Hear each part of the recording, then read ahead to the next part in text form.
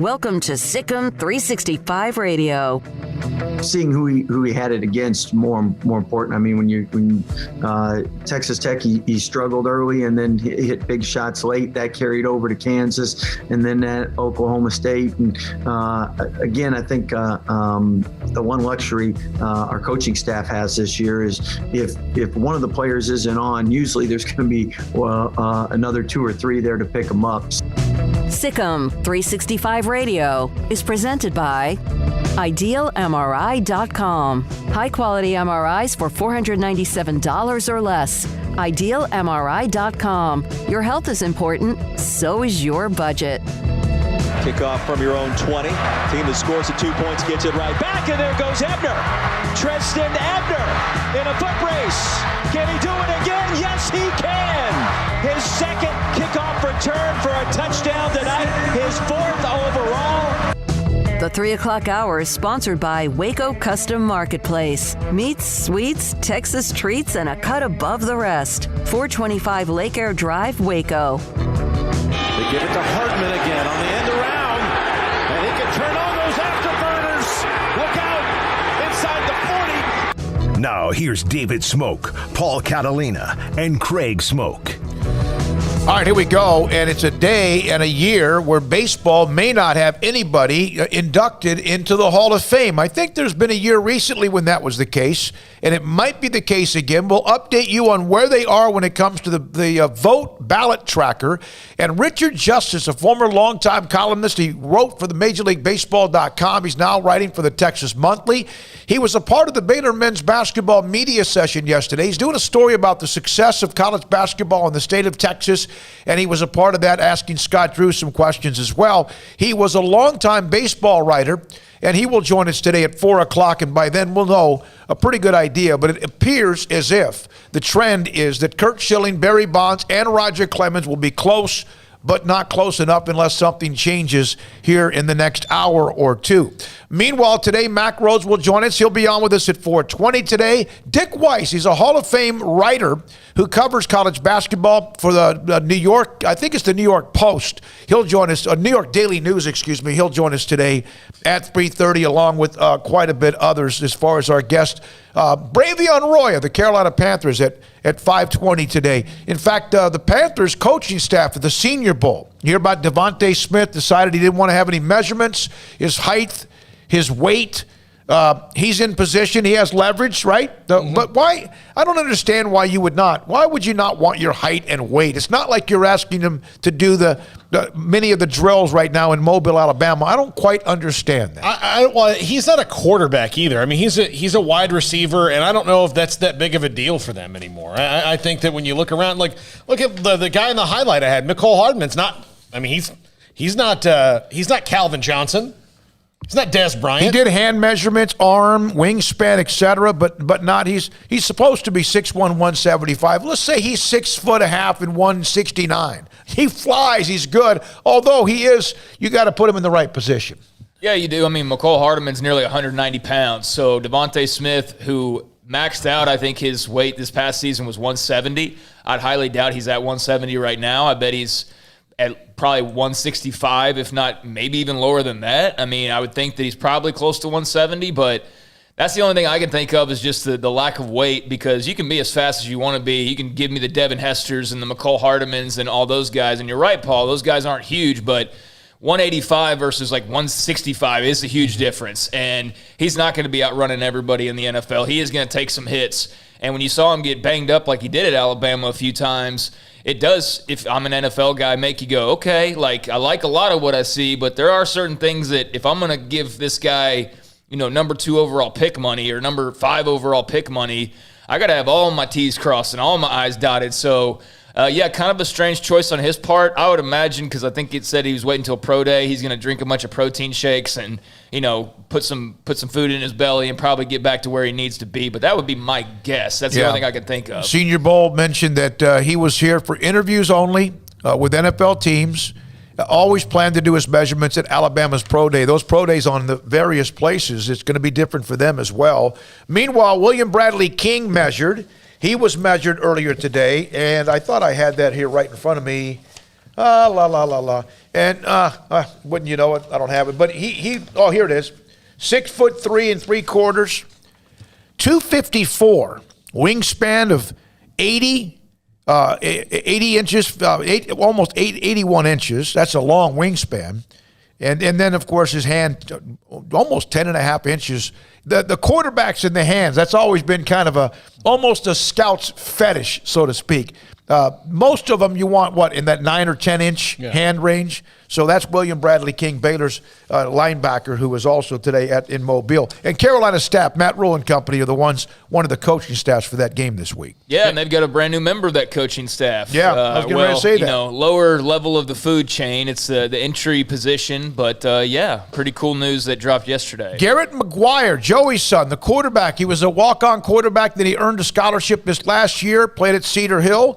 He's now a part of the Carolina Panthers coaching staff. That was great news. I know his parents have to be thrilled with that. In fact, Joey said, I'm fired up. He's kind of had that designation. You've always heard that a little bit, about him being a coach. Keontae Ingram of Texas, we had that. We were talking about that before the show. Is headed to Southern Cal. So there's a lot of college football, NFL football news to get to. That one surprised me just based on, I know Keontae Ingram is really, really talented athletically, but just based on the fact that he was fumbling and he never fully utilized in an offense, I thought he would wind up somewhere like Louisiana Monroe. Yeah, I mean, typically guys drop down a level, but this is such a weird offseason, with the transfer portal that, I'm looking forward in a weird masochistic way to seeing, in May, what that looks like, the transfer portal, because as we've seen, in the example of one Baylor player who put his name in the ring of the transfer portal, Yusuf Terry, I mean, he's been out there for a couple months now, and he's still out there, you know what I mean? And then there's others who have decided to make that move, like Charlie Brewer or John Lovett, who have landed in a couple of days' time, if not had already landed and then finished the season, whatever the case may have been, but they were very quick to move on. So it's hit or miss for some guys. But Keontae Ingram, I mean, he's had a lot of carries, he's played in a lot of big games, and yes, he's had a lot of blunders that are mostly fumbles, but he flashes just that little bit of speed and movement and everything else that if I'm Graham Harrell, I'm like, okay, yeah, sure, we'll add him to the mix. I could see where Graham Harrell will be enticed by what he could do with Keontae Ingram, but certainly they got to figure out the fumbling issue because that's the one thing in his game, for the most part, that really holds him back from being a better player. Adrian Peterson struggled through it in his career, not trying to compare him, but obviously Zeke Elliott this year struggled with it as well. Yeah, the story of when we saw Keontae Ingram for the first time, they were playing China Spring in the semifinals at the indoor up there in Arlington, and you guys were gushing over him, and I was very impressed by him as well. But I was a little bit less impressed because he fumbled, 4 times in that game? Yeah. He had 4 fumbles, and so China Spring was in the game. He had not fumbled his last 384 carries before that game, and that's my first time seeing him, and he fumbles 4 times. And so I'm like, okay, he's really good, but he can't hang on to the football and nearly cost his team the game. And then sure enough, he gets into college, and that was kind of the story of his college career as well. But that's an interesting move. We'll give you an update again on the Major League Baseball Hall of Fame tracker. It looks like all the names are going to fall below that 75 percentile. Chris Del Conte of Texas is one of the new names in the College Football Playoff Committee. Joe Castiglione of Oklahoma, Ken Hatfield, Ronnie Lott, among others. Scott Strickland, former TCU athletic director, is right? Or A&M? No, he was TCU. He was on Mississippi State. Yeah. And he worked here. He's been. They're all. He worked at Baylor. Their terms have. Their terms have expired. And there's some new names. Will Shields, a Hall of Fame offensive lineman, among some others as well. Tonight, women's basketball. Baylor at home against TCU. Tomorrow night, Baylor men's basketball at home against Kansas State. Maceo Teague is a part of the West Award, Jerry West Shooting Guard of the Year Award, top 10. His name's on that list. How about, Jared Butler's been on fire. I saw this note from Mark Cundiff. He does a lot of stats and trends. Sam Hauser from Virginia has now hit 15 of his last 23 three-pointers in his last 3 games. Butler's, of course, been above 500. Just another note, another great player. Virginia won it all, of course, a couple of years ago. So if that's Dede Richards among the Defensive Player of the Year. She won it last year. The Defensive Player of the Year awards. It's great to see her bounce back as well. All right, we got 1 or 2 other notes. Jimmy Thompson today sent me a text. He's resigned as head coach at Crockett. That's not in our area, but he once was a head coach at Hubbard. He also was on the 1989 Mejia State Championship staff with Norman Cobb, the head coach, in 1989, so that's a local note. He won a state title when he was the head coach at Garrison at one point. Baylor softball ranked number 18 and 22 in a couple of the preseason polls. If you could vote, 254-339-1122. If you could only vote for 3, Schilling, Barry Bonds, or Roger Clemens, who would you pick among those 3 to vote for in the Baseball Hall of Fame? Paul? Roger Clemens. Yeah, I'm going to go not Schilling. He'd be my last choice. I think I'm going Bonds, actually. I think I'm going Barry Bonds because I feel like he was already a guy that was pretty well on his way. I know you can make the same argument for Clemens, but I certainly think that Bonds' numbers were boosted, like his head size, by the Balco ingredients he was putting into his body. But I don't know who wasn't walking around with Balco in their body at that point in time, pitchers included. So I think everybody was juiced. If you base it on everybody was juiced and just go with that assumption, then Clemens and Bonds both deserve to be in there. But I don't know that we'll ever see that day, quite frankly. I mean, I figured we might at some point, or we'd see a turning of the tide, and I don't know that we've really even seen Paul much momentum for either one of those guys. No, and look, Curt Schilling falls outside that, in that Curt Schilling was one of the better pitchers, if not the best pitchers of his era, but he only has 216 wins, so that's holding him back. He's probably more, remember, he has great strikeout to walk ratio. It's fantastic, but when you think of Curt Schilling, you think about how great he was in the 2000 World Series with the Diamondbacks and how much he played a part in 2 of the Red Sox World Series runs. But other than that, is he in the Hall of really good? Are we inflating him because he had some memorable moments? I think he's a Hall of Famer. I do. I think he's a Hall of Famer. But he was closest of anybody last year of getting in along with the two that did get in. And there are plenty of people. Jeter got 100% of the vote, and Larry Walker had 76%. He's right there on the door. The reason he's not in is not for anything about whether he was a Hall of Very Good. It's because of his political opinions. And if he had a different political opinion on the opposite side of the aisle, I think he's in the Hall of Fame. Barry Bonds and Roger Clemens, it's a steroid issue. Are they in or not? And if they're in, how about everybody else?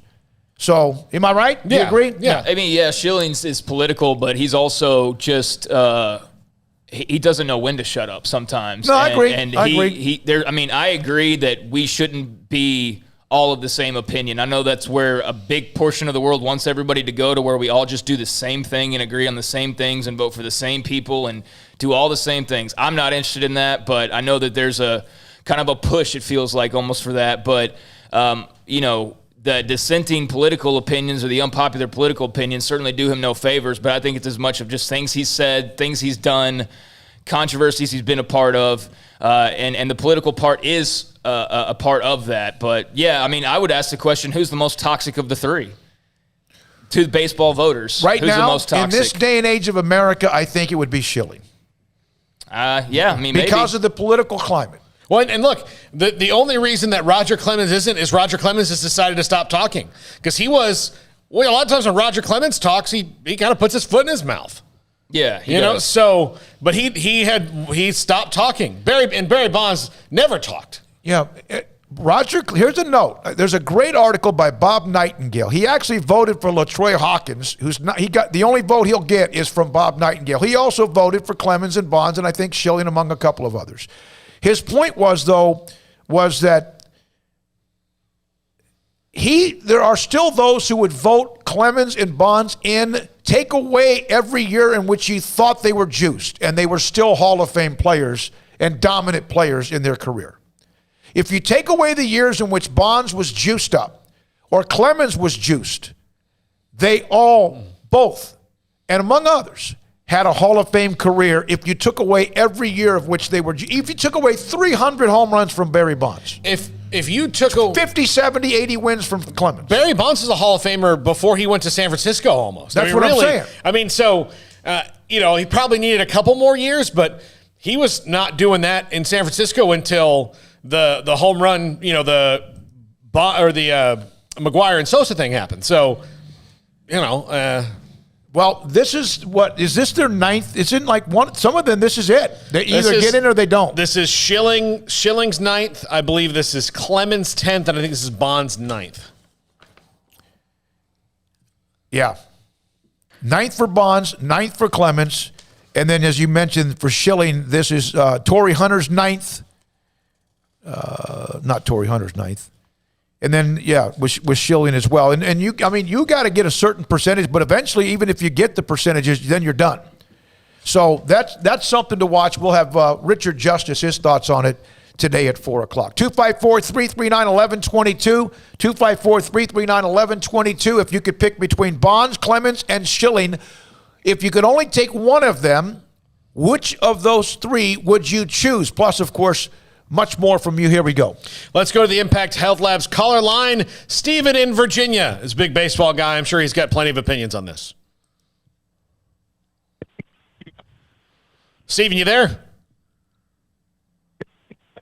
You're breaking up, buddy. Steven, give us a call back. We can't hear you at all. No, it's like you're back in the days of a bad cell spot. 254-339-1122. There's also a couple of other things to get to. There was a post by Adam Schefter on the quarterbacks who might be moving in the offseason. The list includes Deshaun Watson, Aaron Rodgers, Matthew Stafford, Dak Prescott, I don't believe, Sam Darnold, Carson Wentz, Jared Goff, Garoppolo, Newton, Bridgewater, Trubisky, Winston, Fitzpatrick, Alex Smith, and Roethlisberger. Yeah, everyone on that list is potential to move except for Rodgers and Dak. And they're under contract, or teams own their rights, at least can still extend them. Rodgers has 2 years left on his deal. Rodgers was on with Pat McAfee today, and he gave a very thoughtful answer. He's like, look, I fully expect to be in Green Bay.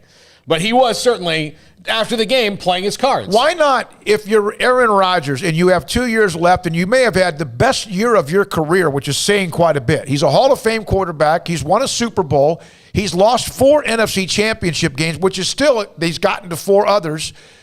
But you wonder sometimes, have they given him everything he needs? Like, who's the guy with the hyphen? Marquez Valdez-Scantling. Who became a hell of a weapon for him. But he's always seemed to have some, like Jones is one really nice, damn good running back. And they're going to let him walk. But sometimes you wonder. And then, of course, they drafted Love. I'm not against them drafting Love. They drafted Rodgers when they had Brett Favre. So, take your feelings out of the matter. It's a business. But you do wonder on occasion, if in fact he had some of the other tools. I wonder, is that whatever his name is, and I'm not trying to be flippant with it, what's his name? Marquez Valdez-Scantling. Is he a weapon because of Rodgers, or is he somebody that was just underrated and has turned into one heck of a player, like we see a lot of players? I think do they give him enough to win? I think he's better than the LaRon Robinsons who Tony Romo made better of the world, but I don't think he's near as good as Devontae Adams, who's a legit star. Craig, do you think if Devontae Adams is absolutely a star, no question? Do you think Rodgers has enough weapons? Have they given him enough? Was that just a ploy for him to get more guaranteed money and then extend it out? Maybe free up some cap money for the Packers to go get some toys. Well, let's compare the two teams in the Super Bowl and their weapons to him. Mm-hmm. I mean, what did the Bucs do? I mean, they went out and got Brady, but they also convinced Gronk to come out of retirement. They've got Mike Evans. They've got running backs. They bring in Leonard. They went balls to the wall. You look at the other side, who doesn't Patrick Mahomes have? Like, it's almost like a Pro Bowl team on the Chiefs offense right now. Oh, you got Tyreek Hill. I mean, just list them all off, I mean, it's not even a comparison. He's got Devontae Adams and Aaron Jones and... Yeah, is Robert Tonyan any good? He's got guys that may only touch the ball 3 times, but it's a perfect fit for that offense. Like you mentioned, McCole Hardman. Yeah, McCole Hardman. He might get 3 touches, but he's going to do something with those 3 touches because they don't need him although he plays much more snaps than that. Well, and he did that on Sunday. He fumbled it early, and then Patrick Mahomes comes, hey, you're going to make a play later on in the game. They brought in Le'Veon Bell. I mean, that's like his 5th option. Yeah. So it's not even a comparison of who has more at their disposal. And I don't know what the Packers' issue has been. They get a first-round pick, and they go spend it on a quarterback instead of a receiver or a running back or an O-lineman or something to help out Aaron Rodgers. They're already moving past Aaron Rodgers. This guy's got him in the dadgum NFC Championship game. And what? I mean, that makes no sense to me. When you compare personnel, look at the Bucs who beat them. The Bucs went all in on trying, this is the window. The Packers might have gotten a little too into, we always need to try to extend the window. But with Aaron Rodgers, he's almost 40. They're forcing a window. You're in, just grab when you're in the window. That's maybe what they need to do. And that's where I disagree with them drafting Jordan Love in that, Aaron Rodgers has not shown any signs of decline. I know you've always got to look ahead, but now... Yeah, but sometimes your tires are really nice and they still blow out. Yeah, that's true. Yeah, I understand what you're saying. Rodgers seems to be a guy that could play 3 to 5 more years, but you never know. Why are you planning for the future 2, 3, 4 years from now when you could win one right now if you just made the moves right now? That's what would piss me off as a Packers fan is I'm watching the Chiefs go grab every available player, and I'm not saying that you got to go grab Kareem Hunt and make a controversial move and get a guy who might be considered a bad apple like Cleveland did or whatever. But, there are guys out there to go and get or draft. But again, you use your first-round pick on a guy who's probably not even going to be a starter for you at the very least until 3 seasons from now. Where was Favre in his production when they drafted Rodgers? He was starting to tail off a little bit, but I mean, that's a. But he still played for 2 years. He went to the Jets. He went to the Vikings. Like, he still played for. But Rodgers didn't start it. Like, he didn't come in. Rodgers was in what, second or third year? What was his year? Jack knows. He's a Packers fan. So Rodgers was in his third year when he was a starter. The problem here is that Jordan Love's contract is going to be up right around the time when Aaron Rodgers' contract is going to be up. There you go. Yeah, contract-wise, it makes no sense. You either have to commit to Love early and ditch Rodgers early, or he's going to be out of contract and you're going to be looking again. It made so little sense, especially trading up earlier into the first round to pick him. And they traded up to get him. Rodgers fell in the lap of Green Bay late in the first round the year he was drafted. Remember how uncomfortable that was? Yeah. Look at the dadgum Dallas Cowboys. They don't even need a receiver. They go draft CeeDee Lamb. You don't even need him. Like, I mean, you do now feel like, oh, hey, he's a big part of the team. He'll be in the Super Bowl for you and all that. I get it. But at the time, did they need to go get CeeDee Lamb? No, it was best available player. Jordan Love was nowhere close to the best available player, and he's nowhere close to being a big need for them. So, like, no, they haven't given him nearly enough around him. Aaron Jones was a very lucky draft choice. He was not somebody that was expected to be some great player. He's far exceeded expectations for what his NFL career was supposed to be.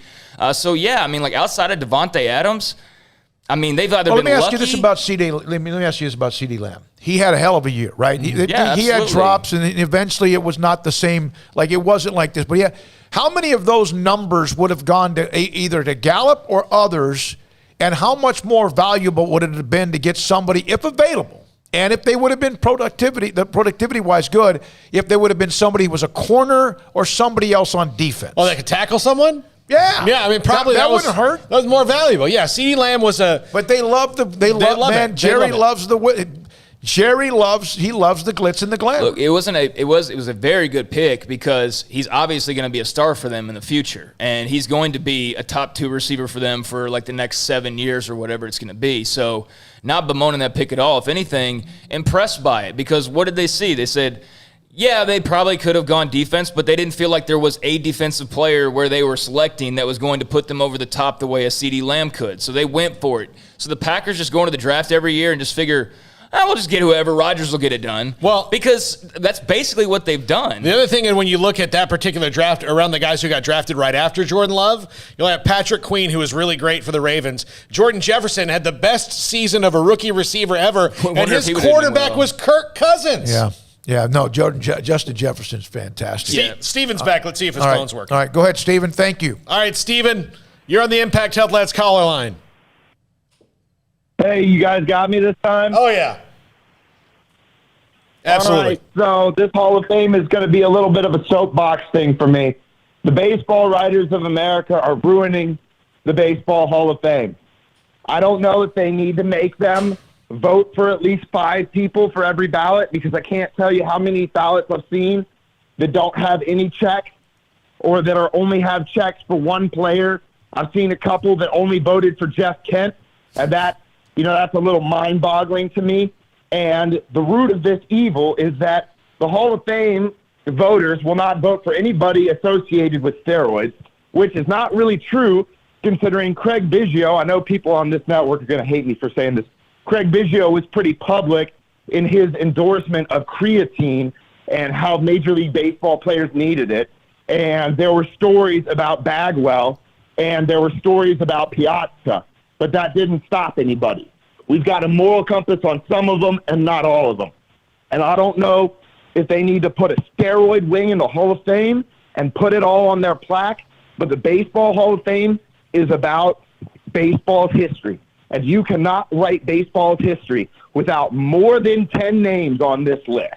There are more than 10 people who I would vote for. And the second thing that they're killing is they won't vote for anybody who has steroids, and they won't vote for anybody who doesn't have either 300 wins, 3,000 hits, 500 home runs, 3,000 strikeouts. And there's a major problem with that, because since the end of the steroid era, we've seen that players' careers don't last the way they used to. Number one, players' bodies aren't built the same way, or even, for whatever reason, players don't play as many games as they used to in a season. Second, most Major League Baseball players on the free agent market right now who are older than 30 years old still are unsigned. It's pretty hard to rack up 3,000 hits or 500 home runs if you're still waiting until January when you've been a multiple-time All-Star and nobody's picking up the phone, i.e. Yadier Molina, Adam Wainwright, guys like this. Yadi's sitting here having to decide whether he's going to retire or not as one of the stalwarts of the game. And this problem started, and I know this is going to be a Cardinal soapbox, but this problem started when Jim Edmonds didn't get 5%. Jim Edmonds is one of the players in the history of this game you cannot write without. He's been in World Series. He's made big plays on big stage.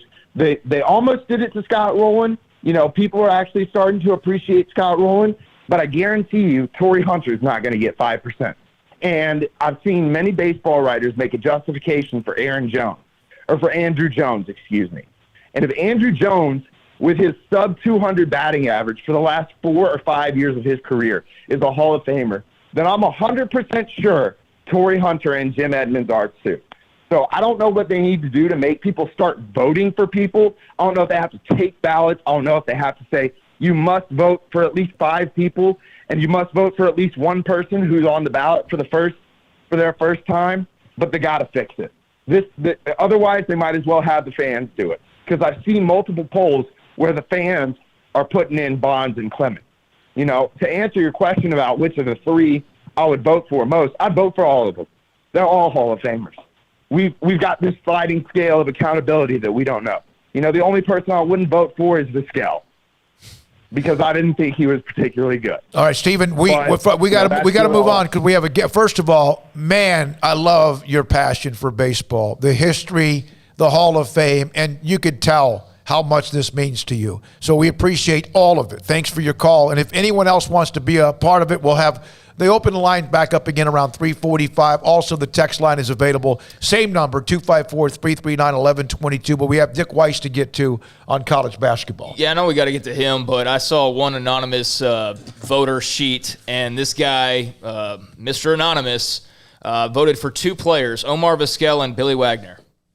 Like, this is a joke. It's a true, and he's right. The voters are the biggest problem with this thing. They're the most holier-than-thou jerks, and they act as though baseball's this pristine, angelic, you know, can't dirty it. It's just a pure game, and all these rascals who came in and used steroids. Dude, you made more money as a newspaper writer when Bonds was hitting home runs than you ever did at any other point in your career. So don't act like you didn't soak up all of the rays of that sunshine in baseball in the late 90s.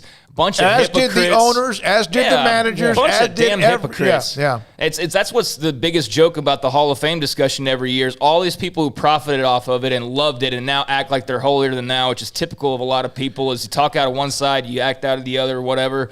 But, yeah, baseball writers are the biggest problem with the Baseball Hall of Fame. All right, we'll have much more on that. Richard Justice will join us. He was a longtime writer for Houston Chronicle, also now with the Texas Monthly, but also MajorLeagueBaseball.com. He'll join us as well. But Dick Weiss will join us next. He's a Hall of Fame basketball writer. His thoughts about Baylor and Jared Butler and the Big 12 and more.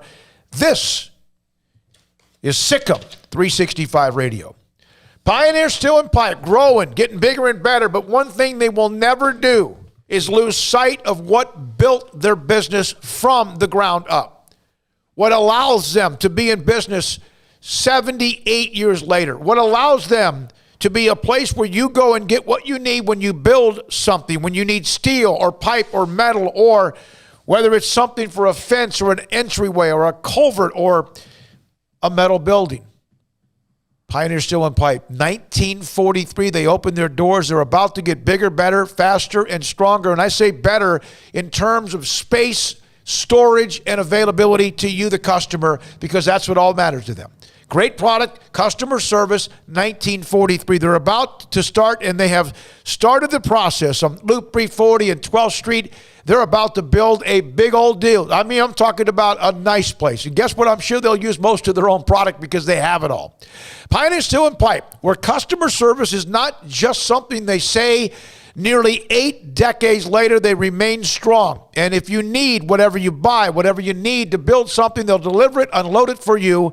And they're also open both in Waco and Bryan at pioneerboys.com. At Baylor University, students find their place to shine. They're faithful friends and inspirational leaders. They're championship teammates and independent thinkers. They're on the cutting edge of high tech and in the halls of history.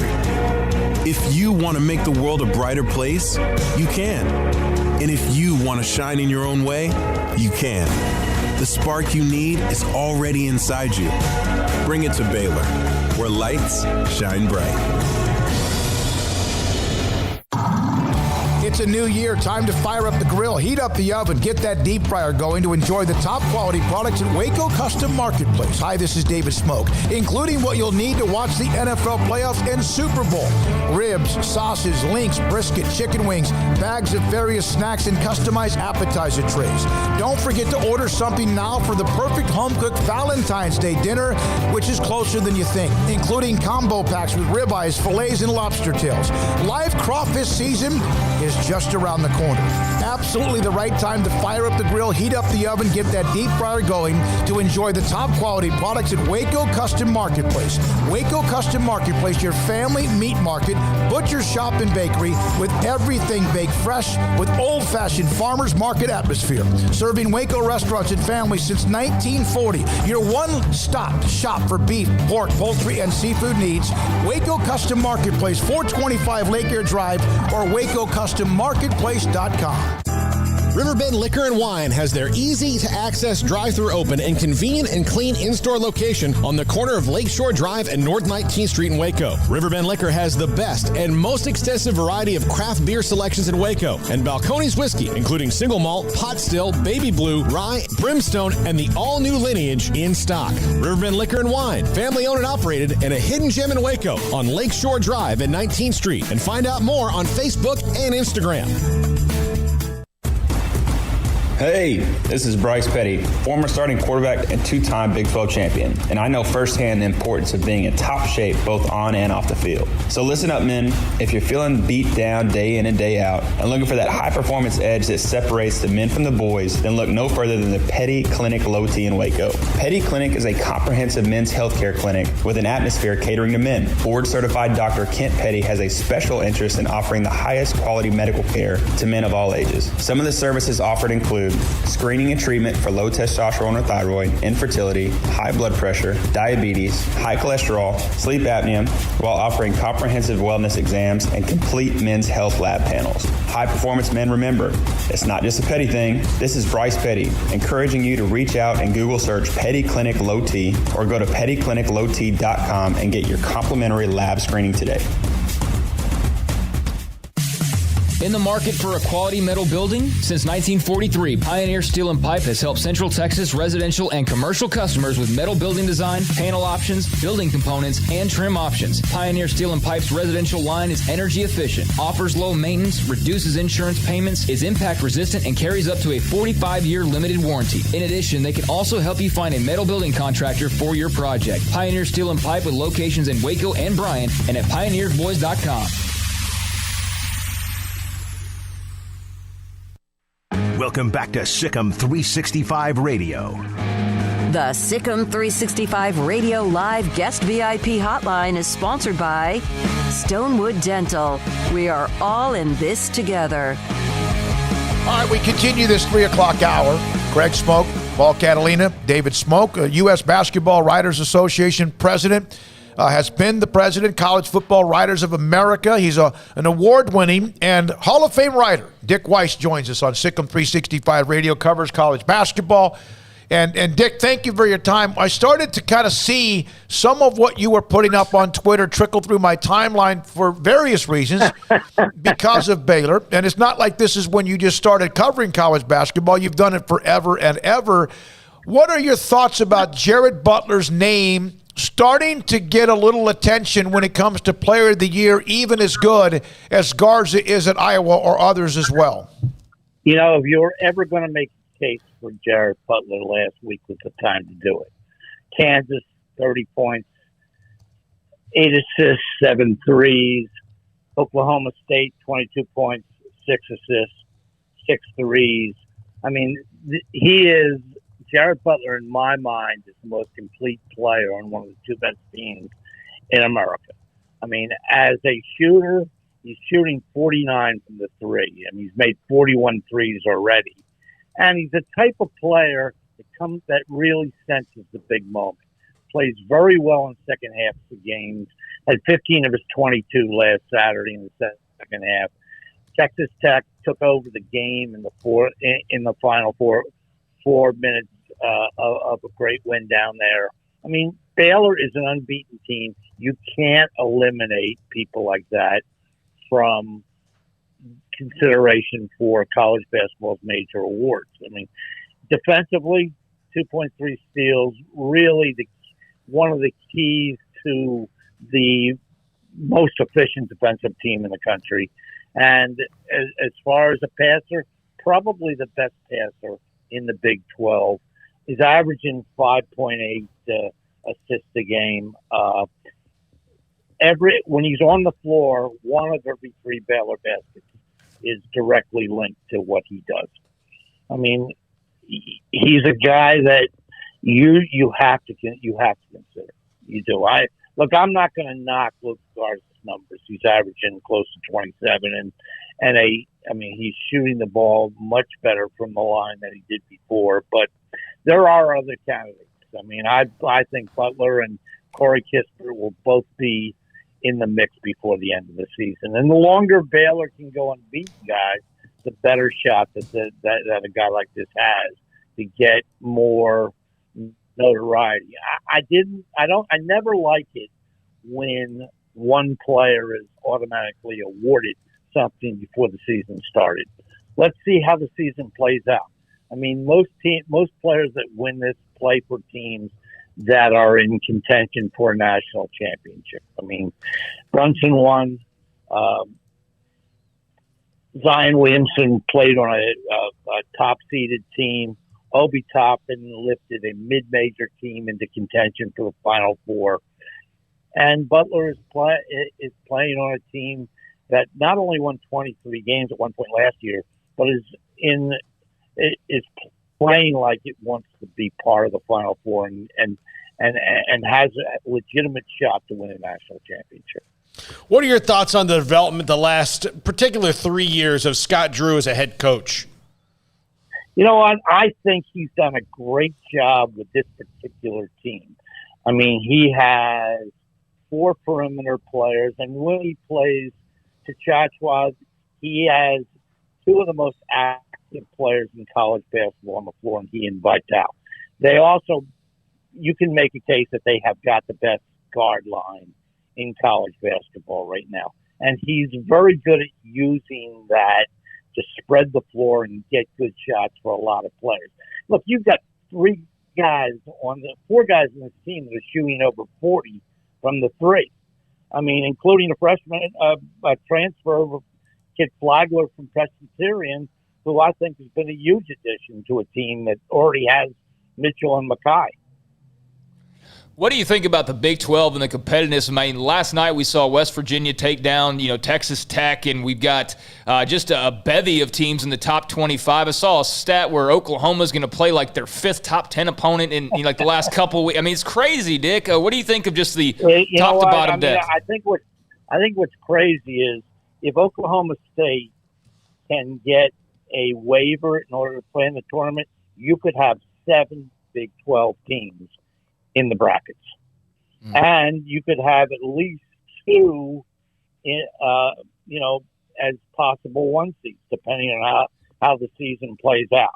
I mean, right now, I would think that Baylor and Texas are probably at a level above everybody else. But, last night we saw 10 play 11, Texas Tech and West Virginia. At the start of the season, I used to think the only league I really want to watch is the Big Ten because they were such a deep league. When I started watching the Big 12, you start realizing how good a league it is. A lot of times, teams in the Midwest don't get nearly the attention they get if they're located on either coast. But this league is filled with tradition, and every year it has a team that is capable of making a Final Four. Just the fact that Kansas is 4-4 and they dominated this league, and they've won 15 of the last 17 championships is an indication just how fluid the league is and how much parity there is in the league.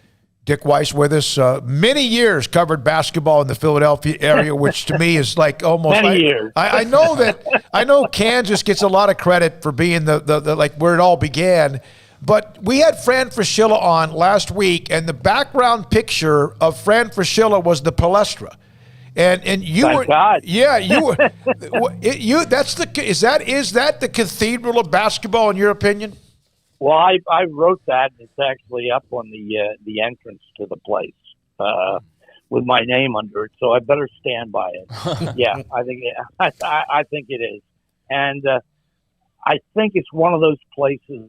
It's an old gym. It was built in 1927. It's the one place where everyone feels an intimate attachment to the game that's going on because there isn't really a bad seat. I mean, some of the seats in the corner are pretty high up, but everybody feels involved, particularly since so many of the seats are located right in the floor. And they're one of the few places that still allows the media to have press row on one side of the floor for big games. I mean, every year in the last 2 or 3 years, Penn State has actually brought a team in to play a Big Ten team in there because they know how much attention they get from Philadelphia. I mean, this is a city that has 5 legitimate Division I teams. Now, lately it's been Villanova and 4 others. But, I mean, all 5 of the schools in the Big 5, Penn, LaSalle, St. Joe's Temple, and Villanova, have been to Final Fours. I mean, and 2 of those teams, Villanova and LaSalle in 54, have won national championships. So, yeah, there's not many cities have that. New York's never been able to create that type of rivalry. It's usually been St. John's and a bunch of parochial teams. I mean, there is the rivalry with St. John's, Seton Hall, and Rutgers across the river because they all play in the same league. But for one city to have teams that play in different leagues, but still play round-robin games against each other every year, it's pretty special. Dick, are you kind of enjoying, at least this year of college basketball, the last couple of years? You know, Baylor had a good run last year, and they're a veteran team. Gonzaga's having a good run. They're a veteran team. And some of the one-and-done teams, the Kentuckys, the North Carolinas, the Dukes, are kind of struggling right now. Well, if you think about it, Duke has been to a Final Four once in the last 9 years. The last time Kentucky went to a Final Four was 2015. So the whole one-and-done thing, I won't say it's overrated because a lot of those players are making money. But I believe that most of the teams that win national championships anymore are teams with upperclassmen. You saw Villanova 16, North Carolina 17, Villanova 18, Virginia 19. Almost all of those teams had juniors or seniors. And, they are players who have stayed in the system for a long period of time. When you get the marks, there's something to be said for experience and actually understanding who you are and who you can depend on in big games. Dick, one more question, if you don't mind. Dick Weiss, Hall of Fame basketball writer, with us. You've written books, authored books about some of the great names. You mentioned Duke and Kentucky. Paul did as well. How are Calipari and Coach K? We've seen them. It's been tough. No one's going to feel sorry for them. How are those basketball icons handling right now? Well, it's funny. You look at the active coaches who are in the Hall of Fame right now. There's 7 of them. And Jim Boeheim, Mike Krzyzewski, Roy Williams, Rick Pitino, Tom Izzo, John Calipari, Bill Self. There's a good possibility that none of them will be in the Final Four.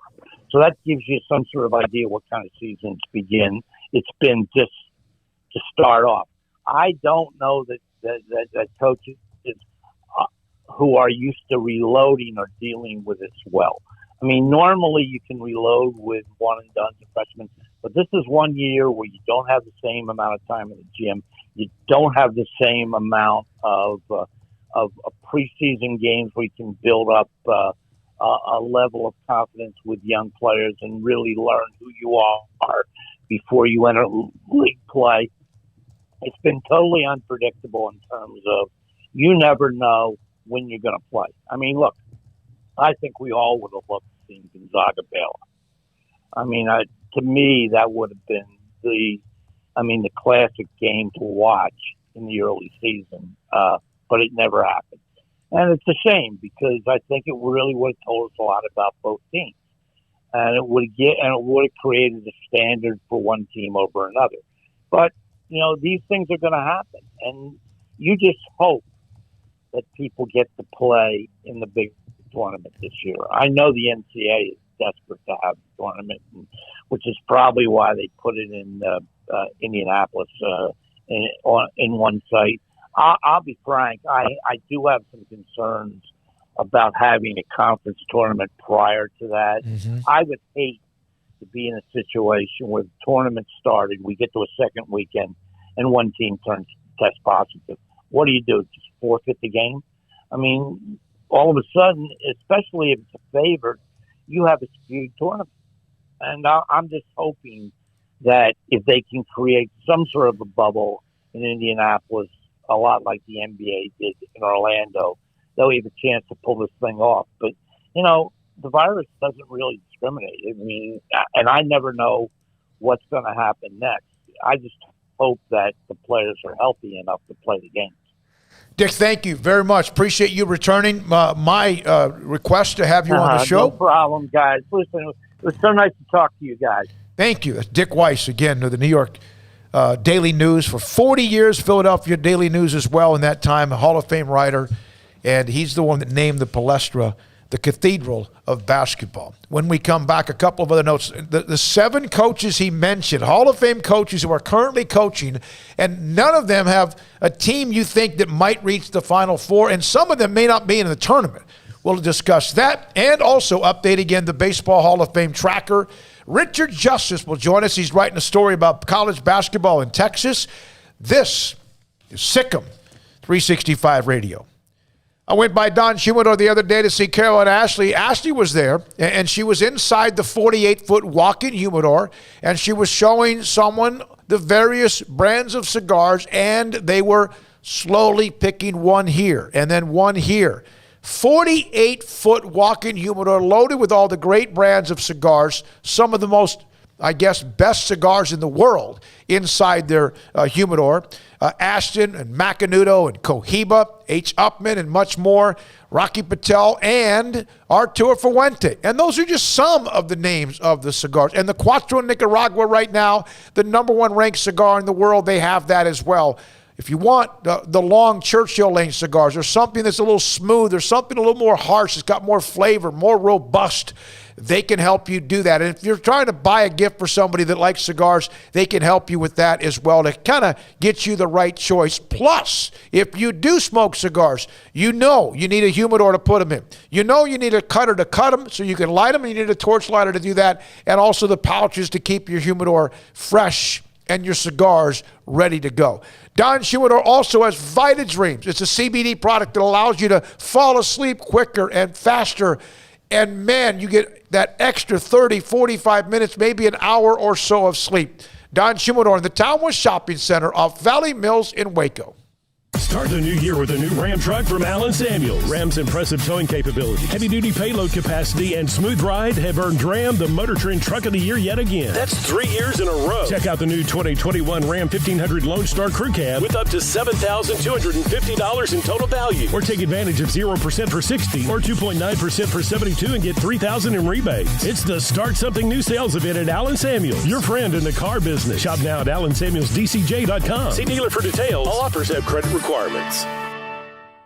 Boozers is the wedding ring store and more. If you're ready to get engaged or already married and want to upgrade your wife's ring for a special anniversary, Boozers is the place to go. With the largest selection of premier quality diamond engagement rings and wedding rings in Central Texas. They have 7 cases with over 300 styles of rings from top designers like Natalie Kay. Choose from yellow, white, or rose gold, plus beautiful top quality loose diamonds. With an in-house jewelry, they can also custom make anything you want. Bring in a picture or drawing and let let Boozers create your one-of-a-kind pendant or ring. They can even use some of your old gold and diamond jewelry to create something new. At Boozers, you'll find a great selection of quality timepieces, and Boozers is the place for expert watch maintenance and repairs, too. They specialize in expert Rolex watch repair for fine jewelry, watches, custom work, and more. Go to Boozers on Valley Mills and Lake Air Drive in Waco. Boozers, the wedding ring store and more. One size fits all. That may be all right for an adjustable belt or cheap sunglasses, but when it comes to your financial needs, no one wants a one-size-fits-all strategy. Cam Heathcott, your Edward Jones financial advisor, knows that his most important goals are yours. That's why he takes the time to understand your needs, knowing you. That's how Edward Jones makes sense of investing. Cam Heathcott, covering Conroe and Houston, 936-756-7717 or cam.heathcott@edwardjones.com. Edward Jones, member SIPC.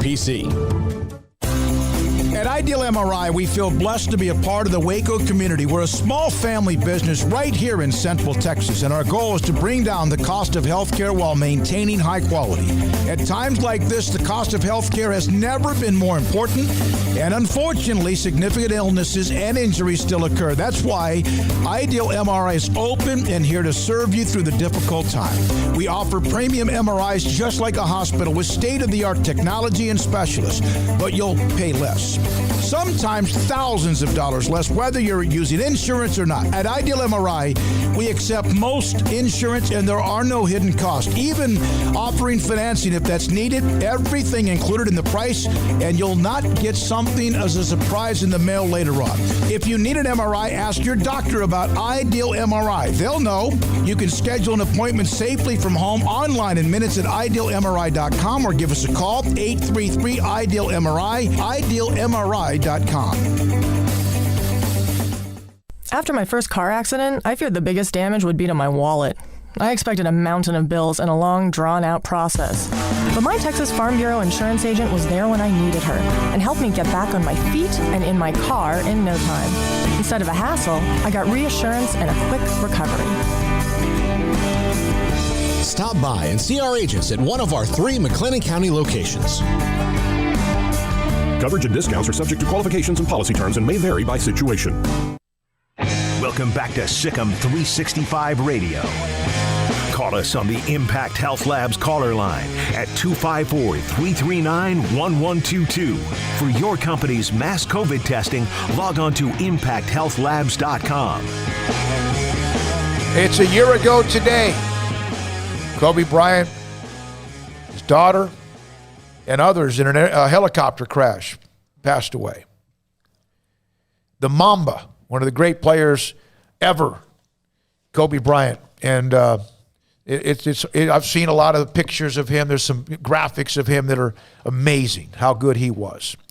Also, the poll that I put up, if you had to vote only with one of these 3, Bonds, Clemens, or Curt Schilling, to be inducted into baseball's Hall of Fame, if you could only pick one, who would it be? Barry Bonds with 112 votes in already within like 30 minutes.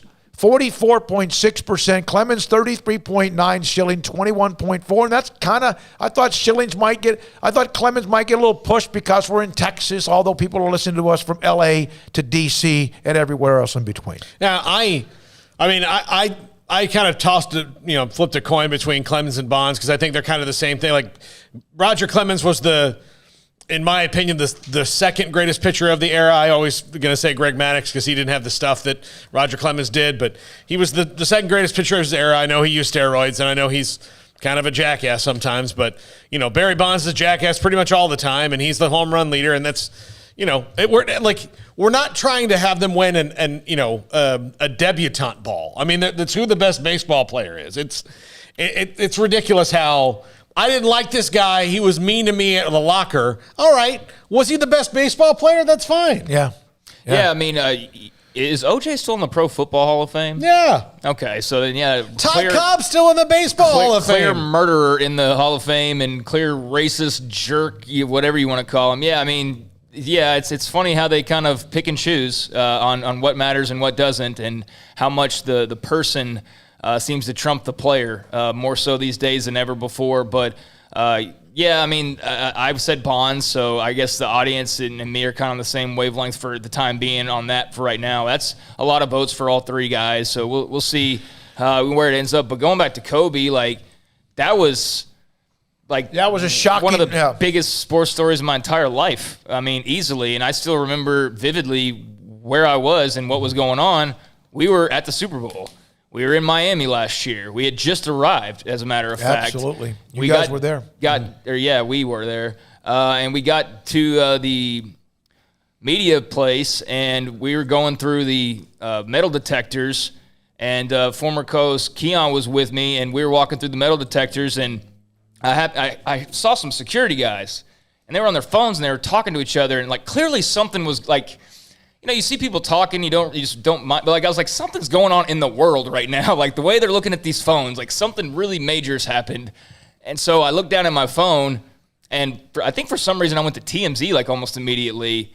And sure enough, there was the news, and I was just completely blown away. And then you start reading the details about his daughter was with him, and there was another family with him. And I just remember turning my phone to Q, and he was just his eyes got huge and he couldn't believe it. And I just remember the rest of the day, everybody was like that. Everybody was just walking around couldn't believe it. Couldn't believe it. And to be on Radio Row, even though it wasn't full capacity because it was everybody moving in to get ready for the following week, there were still enough people around to constantly come across that conversation everybody was having, just in total disbelief. And I remember watching the news all that night just to see all the tributes in L.A. that were going on outside of Staples Center and just trying to learn more details about what happened. It was crazy. Hard to imagine it's been a year. Yeah. And then again, not really, because it seems like it was about 3 years ago, the way 2020 went. But, yeah, just incredibly sad and unfortunate that so many lives were lost in that accident. Scotty B put this up on our text line, and then we take a break. Richard Justice back with us on college basketball in the state of Texas and also the Baseball Hall of Fame. I remember where I was, too. I was in my grandparents' house when I found out about Kobe Bryant's death. I also went to Baylor versus Louisville tennis match in order to determine who goes to the ITA indoor tournament, which Baylor did win 4-1. If it's going to be a text from Scotty B, it's going to have tennis attached to it, and I'm a huge tennis fan. Love you, Scotty B. Appreciate your time, and also updates us on various stories throughout the day in case we did not get them. And yeah, I think everyone was. And I know we got to go, but I will say that is going to be one of those, where was I when this happened moments. It's like the Challenger. It's 9/11, I was in a newsroom during that time. For you, for my mom and her age, JFK was shot, and then 9/11 obviously as well. Apollo landing. Even older, the Challenger explosion or Pearl Harbor or whatever, big moments. But yeah, 9/11 was easily the biggest, but as far as a celebrity, Princess Di was huge in the 90s, but for me, Kobe's right there. That's going to be there for a long time. When we come back, Richard Justice, he was a part of the Baylor men's basketball media session yesterday, writing a story for the Texas Monthly on college basketball, the state of basketball in the state of Texas, and his thoughts about the Hall of Fame, the tracker, and it looks as if nobody will be inducted this year if everything, the trends remain the same. This is SicEm365 Radio. The First National Bank of Central Texas, 5 locations right here at home. Waco, Woodway, Hewitt, China Spring, Martin, Hillsboro. Familiar faces making local decisions. Here to help you, your family, and your business. Whether it's great times or tough times, all of us need a bank we can count on. Great people with great technology dedicated to their customers and helping our area grow. Safe banking in person or use their online and mobile apps. Convenient drive-through and ATMs at all locations. They have instant issue debit cards. That means if you lose your card or it expires or whatever, when it expires, they send it to you and you have it pretty much the day of. But if you lose your card right now because of COVID, you have to go to the drive-through window. But you go to the drive-through window and you say, hey, I'm Paul, I need a new debit card. And then they pull up your account information, they get your identification, and then right through the tubes, here comes your new card. You don't have to wait in the mail or anything like that, which can be a huge pain, especially if you've got bills to pay. If you've got things to do, if you've got automatic payments on that thing and it's been compromised, you want to get it solved as quickly as you can. Well, they can do that for you at the First National Bank of Central Texas. 5 locations right here at home. In the market for a quality metal building? Since 1943, Pioneer Steel and Pipe has helped Central Texas residential and commercial customers with metal building design, panel options, building components, and trim options. Pioneer Steel and Pipe's residential line is energy efficient, offers low maintenance, reduces insurance payments, is impact resistant, and carries up to a 45-year limited warranty. In addition, they can also help you find a metal building contractor for your project. Pioneer Steel and Pipe with locations in Waco and Bryan and at pioneerboys.com. Boozers is the wedding ring store and more. If you're ready to get engaged or already married and want to upgrade your wife's ring for a special anniversary, Boozers is the place to go. With the largest selection of premier quality diamond engagement rings and wedding rings in Central Texas. They have 7 cases with over 300 styles of rings from top designers like Natalie Kay. Choose from yellow, white, or rose gold, plus beautiful top quality loose diamonds. With an in-house jewelry, they can also custom make anything you want. Bring in a picture or drawing and let Boozers create your one-of-a-kind pendant or ring. They can even use some of your old gold and diamond jewelry to create something new. At Boozers, you'll find a great selection of quality timepieces, and Boozers is the place for expert watch maintenance and repairs too. They specialize in expert Rolex watch repair for fine jewelry, watches, custom work, and more. Go to Boozers on Valley Mills and Lake Air Drive in Waco. Boozers, the wedding ring store and more. MP Electric has developed a quality-oriented electrical contracting service in more than 20 years in the industry. Led by President Mark Perry, our electricians go through a 5-year apprenticeship program, are licensed by the state of Texas, and getting continuous education annually upon renewal. In great part, the success of MP Electric lies with its management and professional expertise of its employees. All of our employees share a dedication to quality and commitment to serving the needs of our customers. For new construction and remodels, parking lot, lighting and surge protection, landscape lights, security lights, troubleshooting and repairs. For industrial manufacturing, food and beverage, paper and publishing, heavy industry, cement and rock crushing plants, water distribution plants, and utilities. For 20 years, MP Electric has serviced industrial, commercial, and residential products. We do service right. MP Electric Inc. at 1890 Galaxy Road, Waco. MPElectricUSA.com. With so many companies and policies out there, it gets so confusing shopping for insurance, and I never know if I'm getting the policy that's right for me. Luckily, I met the team at the Niche Group Insurance Agency. With the Niche Group, you can go to one company and get access to coverage options from many insurance carriers, and you get to speak to a real person about your specific coverage needs. With the Niche Group, I know I'm getting the right coverage at the right price. If you need insurance, talk to the experts at the Niche Group at 1-800-258-8302. It's time to be brutally honest with yourself. Look in the mirror or weigh yourself. Do you weigh as much, more, or less than you did before the holidays or a year ago? Why not start the year in better shape than how you ended it and create momentum for 2021 and help strip the negative vibes, tension, pressure, and extra pounds from the crazy of 2020? It's time right now to join Waco Regional Tennis and Fitness. It's so much more than a gym, including world-class tennis courts, lessons available with pros, fitness merchandise, tanning, massage, personal training to get you over the hump. I promise you'll look better and feel better than ever before. Just need to walk through the front door. Waco Regional Tennis and Fitness with personal trainers Christy London and Randall Court. 40-plus group exercise classes, including twice-a-week boot camp. Spacious, clean workout room, free weights, Cybex cardio equipment, and no intimidation, a tremendous camaraderie and family atmosphere. So make this your best and healthiest year ever. It's time to react today, not tomorrow. Waco Regional Tennis and Fitness on Lake Shore Drive in Waco. Welcome back to SicEm365 Radio. Major League record tie. He has 2 batters to go to try to set a new one. As a matter of fact, I'm going to stand up. A new record. Clemens has set a Major League record for strikeouts in a game. 20. The 4 o'clock hour is sponsored by Boozers Jewelers, the wedding ring store, specializing in custom jewelry and repair, all in-house. Now, here's David Smoak, Paul Catalina, and Craig Smoak. Richard Justice covered baseball as well as anyone could for many, many years, including last several years with MajorLeagueBaseball.com. He's now a writer, a columnist for Texas Monthly, And he took away my lead into his segment with what he wrote in the first paragraph of his story in the Texas Monthly, The Heck with Football. Texas is a college basketball state now. Richard, thank you as always for being a part of the show. We'll get to the Hall of Fame in a moment, but how about that? 4 teams in the top 10 in the state of Texas in college basketball, and yet I can't remember, I guess, Texas the last team to win a national title in football, and that was 16 years ago. Yeah, it's a beautiful thing. And don't forget, both the Aggies and the Bears are in the top 10 in the women's poll. And what's interesting to me is how the 4 schools took different paths.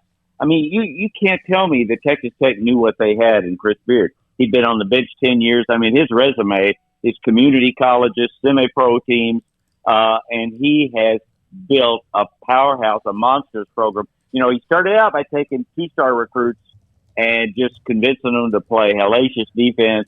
And, you know, he's only been there 3 years. And I think he's made a commitment to stay there. Scott Drew took over a program at Baylor that couldn't have been any lower. He preached to faith and family. He preached patience. He treats his kids unbelievably great. And he's made it a destination.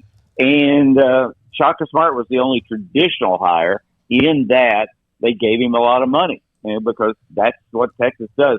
At Kelvin Sampson in Houston, I think they're ranked, 6th? Yep. And he got there, and he had to just convince them that something was possible. There was just apathy throughout, and he has gotten a Hotline Pavilion rebuilt. He's gotten a practice facility built, and all that's one of the things all these schools have in common. They've given their coaches, they have great coaches, and they've given their coaches the facilities to compete. And as Scott Drew, told us yesterday, he said, hey, most kids want to play within 3 hours of home. And if you wanted to play on a big national stage, there was a time you maybe had to go east or go west. You don't have to go anywhere now, because these schools in Texas play great. The NBA is all over the state, and you can be on TV as much as your little heart desires. Richard, what do you think has to happen for it to be a football state again? They have to get going again. You know what you're having is a down phase right now. Baylor is down, Tech is down, TCU is struggling a little bit. Texas is certainly down. If you have Texas, Jimbo's got it rolling at College Station. In fact, I was talking to a Texas alum the other day. I went to Texas. I was talking to a Texas alum the other day, and I said, do you think this guy Sarkisian will get him back? He goes, I think Jimbo's got the runaway train. You guys know that we would look at the Aggies, I don't know how you are, but for the last 40 years and say, that's a monster of a program in terms of facilities, money, fanatical fans, and recruiting depth all around. Within 100 miles of A&M, you could win a national championship with those recruits. And it always comes down to hiring the right coach. And they have the right guy now. I mean, they are in a monster conference. Jimbo may just about to have started a runaway freight train there. So, Richard, we've been tracking what's going on with the Baseball Hall of Fame, and it appears as if no one's going to get in this year? Yeah, I think that's right.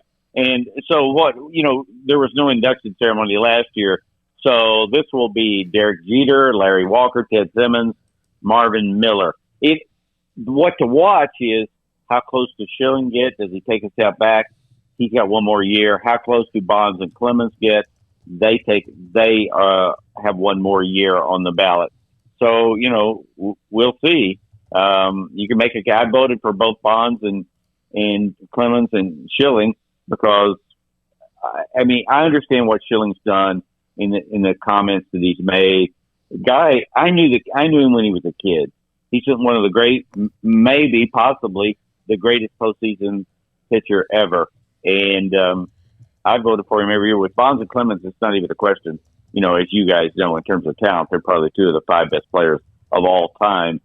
But here's my quarrel on steroids. You have people that look at the ballot and say, this guy did, this guy didn't. You're just guessing.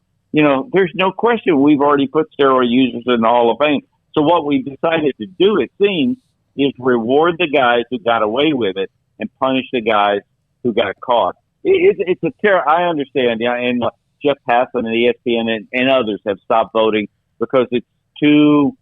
There are too many variables there, and when you see a guy like Ted Simmons gets in after all these years, it just tugs at your heart to know that somebody like me had my fate in his hands. Ultimately, he got in with one of the second chance committees, but it's not as fun as it should be.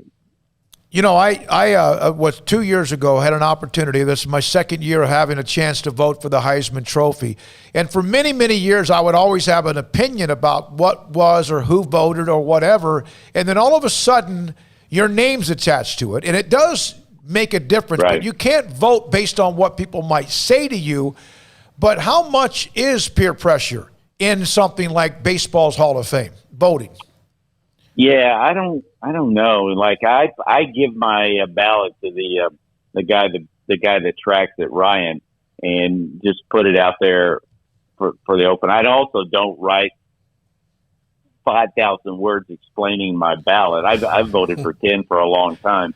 To me, I just sit down and try to get it right. I don't, like if you're voting for MVP and you're the only guy that didn't vote for, say, pick a player, Jose Altuve for the MVP, you feel like an idiot. But ultimately, you got to sort of stick to your guns. I will ask for help on the MVP or Cy Young ballot. Like, am I missing anything here? On the Hall of Fame, I think people like Jay Jaffe and Bill James have done such a great job of contextualizing everybody's career that it comes down to you just have to make your own decision. Do you want a big hall or a small hall? There are guys who just want a small hall. That if you're not Bob Gibson and Sandy Koufax and Frank Robinson, you don't belong in. Because who other than Mariano Rivera, nobody's ever been a unanimous choice. I mean, it's pretty hard to think. I told a guy once that didn't vote for Seaver, I said, I don't know where you're putting your bar, buddy, but it might be just a little bit too high. So how do you fix that? Is there a way to do it to change the voting? No, I don't think. It's just like voting for president or governor or anything.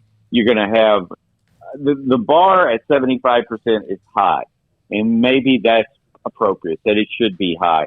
The historian, baseball's official historian, John Thorne, he's a big hall guy, and I guess I'm a big hall guy. I'm not bothered by anybody that's gotten into the Hall of Fame. I don't think anybody doesn't deserve now. Harold Baines doesn't have the numbers to stack up. You could argue Bill Mazeroski doesn't have the numbers. And so when you look up there on Sunday afternoon, should that guy be sitting up there 3 seats down from Sandy Koufax? That's the beauty of it, and everybody gets to make that decision. But I think when you have to get 75% of the ballots. And, like if a presidential candidate, like Schilling last year got 70%. If a presidential candidate got 70%, that would be a historic landslide. So 75 is a pretty high threshold, and maybe that takes care of that. Are you in favor, Richard, at all of the possibility? And I want to get back to your basketball column in the Texas Monthly, but are you in favor of the Hall of Fame having a section? If they're not going to get Schilling or Bonds or Clemens and others in the Hall of Fame, if that's never going to happen, are you in favor of a section that gets their names in but describes what they went through? But wouldn't they do that under their bio anyway? Yeah, they would. And in fact, name a guy like Pete Rhoades. He has all kinds of paraphernalia in the Hall of Fame, and he's not in the Hall of Fame. So that's a different case altogether. He was offered the chance to apologize and turned it into a money-making. I saw Pete he's at a strip mall in Vegas inside I think it's the Mirage Hotel a couple of years ago when we had the winter meetings there, and I waved at him. The guy I was with said, "You better not do that. That's $20 to wave at Pete." Oh my, yeah, yep, absolutely. I think last time I saw him, I was in San Diego at a horse track, and of course I'm going to the men's bathroom, and right next to me at a urinal, there's Pete Rose walking out with a bunch of tickets in his hands. Well, he was signing autographs in the rain. Now, a lot of these Hall of Famers, they don't make eye contact. Pete chats with every old lady, every kid. Anyway, he was signing autographs a weekend in Cooperstown in the rain. People were waiting in the rain. I called a guy from San Diego. I said, "You got to get over here and see this."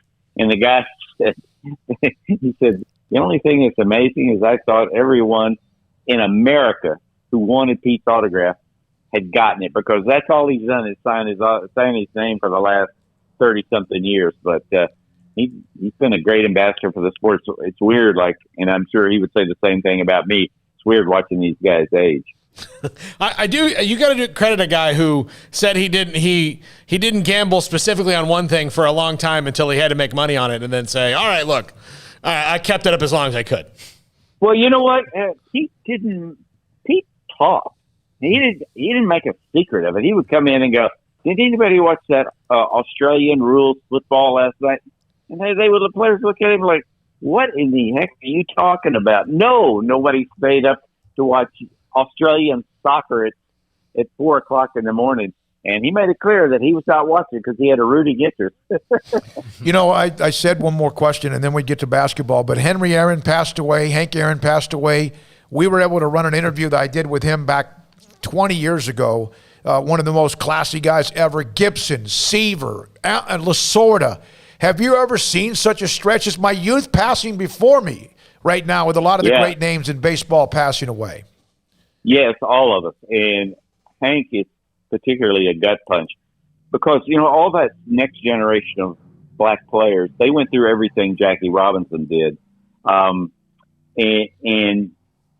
how they greeted it, how they dealt with it was all different. Like Jackie Robinson and Frank Robinson were angry, aggressive people. Willie Mays just talked all the time, and he disarmed everybody. He turned the hatred and the vitriol into a comedy routine. Hank just was so dignified that he just absorbed it. And the only player transaction Bud Selig ever did personally as owner of the Milwaukee Brewers was he brought Hank back to finish his career in Milwaukee. And Hank started showing him the letters he had gotten. He brought some of the letters with him. They're on display in the Hall of Fame, a sampling of them. And Hank, Bud said that you could tell he got upset as he went through the letters, and what should have been the greatest moment of his life was torment. Dusty Baker said black players wouldn't sit by Hank in the dugout because they were afraid they'd shoot the wrong black guy. And Dusty had another great line about Hank. If you wanted to make a case Hank was the greatest player of all time, you could do that. In terms of total bases and extra base hits and home runs, all that. He's number one. But one of the things Dusty said is, the worst thing he ever did was hit 755 home runs because that overshadowed the fact that he was one of the great defensive players. Mm-hmm. He was a great base runner and a great, great teammate. Yeah, and I just saw a tweet that I wanted to bring up to you, and thanks for your time today, Richard. In today's basketball poll, there's top 10. You mentioned Baylor, Texas, Houston, and Tech. It's the 1,214th all-time AP basketball poll, and Texas is the first state ever to have 4 in the top 10. Texas. Well, that's a great note. Remember that when it was, I quoted Jones Ramsey. I didn't use his name. He's the one that says, "Hey, basketball's what we do here between fall football and spring football." Jones also said, "The only thing I hate worse than track is field." I love it. But I mean, it was just it was not taken seriously. Yeah. And, it's great. Mack Rhoades was at when he was at U of H, Kelvin Sampson was the first guy to buy into Kelvin Sampson's vision. And when Kelvin explained it to Tillman Fertitta, Tillman wrote a $25 million check that got the ball rolling there. And now, Mack is doing what he can to help both Kim and Scott do it at Baylor. I sent Mack a note yesterday and I said, I want to thank you again for hiring very mean academic counselors at the University of Houston. Otherwise, my youngest daughter would have never gotten a college degree. Well, he's next. We have Mack Rhoades, Richard, coming up next. He joins us every Tuesday, usually pretty much at 4:20. So we'll go from your segment and talking about him to end it to Mack Rhoades as well. We appreciate you always. Thanks for your time and good luck with what you're doing with the columns as well. Thank you for having me. Richard Justice, longtime baseball writer, heck of an article on college basketball, the state of Texas. The heck with football, Texas is a college basketball state now. Coming up next, Mack Rhoades will join us. Mack Rhoades, Baylor's Director of Athletics on SicEm365 Radio. Truck accessories from bed covers, bed liners, spray-in bed liners, lay-in bed liners, and bed mats. Truck caps, camper shells, toppers, floor liners, and mats custom fit to your pickup truck or what you need. Grill guards, hitches, bumpers, and more, including level kits, lowering kits, step bars, Nerf bars, and also running boards. Jay Arrett at Pickup Outfitters, createacommotion.com at 220 Lake Air Drive.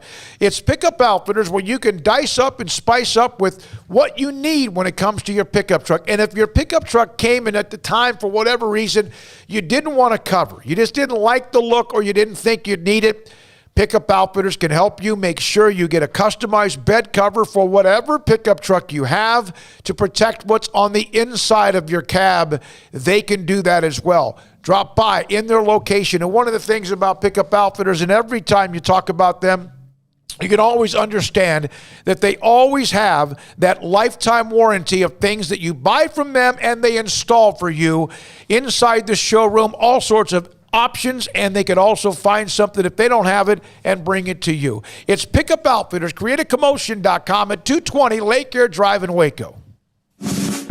Car has the trucks, man. They have the one for you. Crew cab, short or long bed, silver, black or blue. Texas size selection, great prices too. Richard Carr, he has the truck for you.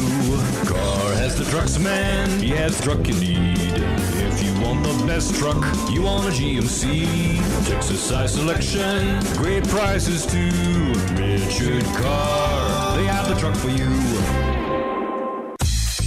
Southwest Sports Medicine and Orthopedics, the team physician of Baylor Athletics. Our doctors specialize in the diagnosis and treatment of any and all sports-related injuries. Celebrating over a decade of service in Central Texas, our doctors are equipped to handle a wide range of issues, whether it's your foot or ankle, orthopedic spine care, your hand or wrist, knee and shoulder pain, or if you're in need of our arthritis or total joint clinic. Come see us at the new Baylor Scott and White Ted and Sue Getterman Sports and Orthopedic Center. Trusted doctors at Baylor Trust, Southwest Sports Medicine and Orthopedics. Our goal is to get you back in the game. Learning to navigate life in the COVID-19 world has been a struggle, and where and how to get tested has been one of the biggest challenges. Impact Health Labs has your answer. If you need mass testing for your office, church, dormitory, or school, Impact Health Labs is who to call. They will come to you, conduct the testing at your location, and have the test back within 24 hours. Most major insurance accepted, meaning your out-of-pocket cost is low. So no more waiting by the phone for days to find out the results. Impact Health Labs was founded by 3 Army licensed and credentialed medical professionals. They believe in accuracy, efficiency, and doing the job right. Call 254-744-6233 to set up your group screening today. Impact Health Labs, on-site, prompt, and accurate, taking COVID-19 head-on. Again, that number is 254-744-6233 or online at impacthealthlabs.com. It's a new year. Time to fire up the grill, heat up the oven, get that deep fryer going to enjoy the top quality products at Waco Custom Marketplace. Hi, this is David Smoak, including what you'll need to watch the NFL playoffs and Super Bowl. Ribs, sausage, links, brisket, chicken wings, bags of various snacks, and customized appetizer trays. Don't forget to order something now for the perfect home-cooked Valentine's Day dinner, which is closer than you think, including combo packs with ribeyes, fillets, and lobster tails. Live crawfish season is just around the corner. Absolutely the right time to fire up the grill, heat up the oven, get that deep fryer going to enjoy the top quality products at Waco Custom Marketplace. Waco Custom Marketplace, your family meat market, butcher shop and bakery with everything baked fresh with old-fashioned farmers market atmosphere. Serving Waco restaurants and families since 1940. Your one-stop shop for beef, pork, poultry, and seafood needs. Waco Custom Marketplace, 425 Lake Air Drive or WacoCustomMarketplace.com. Waco's newest gym, Halo Athletic Center, 5725 Bagby Avenue, right behind Region 12 and across the highway from the Central Texas Marketplace, where motivation, inspiration, and hard work are the driving force. State-of-the-art equipment, indoor and outdoor track, locker rooms, showers, yoga and bar classes by Duality Yoga, bod pod potty composition analysis, and registered dietitians, all under one roof, where we rise above. Come join the Halo Athletic Center and be a part of the change. Your change. Welcome back to SicEm365 Radio. Our weekly segment with Baylor Director of Athletics, Mack Rhoades, is brought to you by Edward Jones Investments Brokers, Tom Albers, Brad Wilson, Ben Erlinson, and Cam Heathcott. Edward Jones, making sense of investing. All right, here we go. 425, SicEm365 Radio with Connor and Armstrong, Rob, and also Jack in studio, Paul Craig and David Smoak. Mack Rhoades, Baylor Director of Athletics. Mack, good afternoon. We just had Richard Justice on. He wrote a story in the Texas Monthly about basketball in Texas with 4 teams ranked in the top 10. I don't know if you knew this or not, but there was a tweet earlier, I guess yesterday, 1,200 plus Associated Press top 25 polls in basketball have been released in men's basketball. It's the first time ever that 4 teams from the same state have been ranked in the top 10. Had no idea. And by the way, Richard Justice he's a really good man, great man. I enjoyed working with him when I was at the University of Houston, but had no idea. And that certainly speaks to just the state of men's basketball in this state and how competitive it's become. And you, of course, had part of that. You hired Kelvin Sampson at Houston. What did you see? Obviously, he had a great track record. He also had to overcome some things. What was the decision-making process when you brought him to Houston? Yeah, I think, some of it was redemption, right? And in his name and his legacy and how he wanted it to end. And so, obviously, unfinished. Also just, his ability to have complete command of program and lead, just felt like there too, great fit. You're not necessarily recruiting 5-star, quote unquote 5-star ranked student athletes, but he has a niche student athlete that he recruits, and the ability for them to compete and play and most of the time at least, be better than what they're expected to be just because of the way they do play, their toughness, their physicality, all of those things. And so, really, really thought it was a great fit for Houston. And I, quite frankly, I just really liked Kelvin, and I think we connected during the interview process. Mack, we've had a couple of different college basketball people, Seth Greenberg yesterday and then Dick Weiss just now about an hour ago, and both of them mentioned the sticky wicket the conferences are in with the conference championships tournaments this year, and the benefit or maybe the lack of a benefit of teams going to them. Could you see them being canceled this year? Yeah, it's a great question. I mean, it was a topic of conversation, quite frankly, today with the Big 12 ADs, and I don't think so right now. I think most of us, at least the athletic directors think it's still a good idea to play them. It's a long layoff if you don't play them before you'd enter into the NCAA tournament. You could potentially extend regular season now, but I think that's really complicated. And how do you try to schedule that? Obviously, the tournament and then the conference tournaments and then going to the NCAA tournament presents some challenges.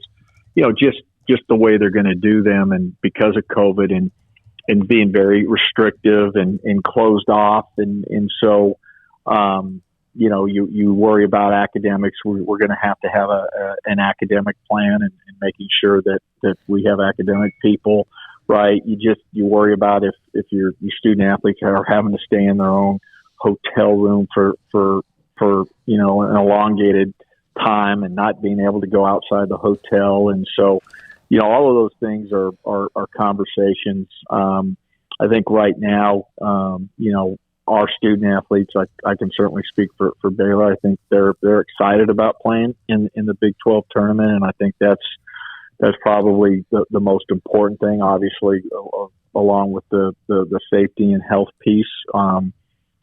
So I think we're still positioned for them to play, but as you all know, as we continue to deal with COVID, it's fluid and certainly some things could change, but right now I think we're at least focused on playing them.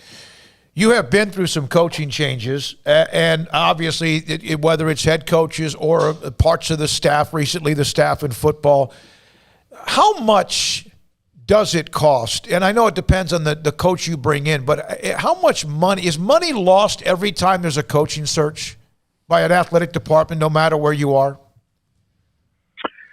I mean, gosh, that's a...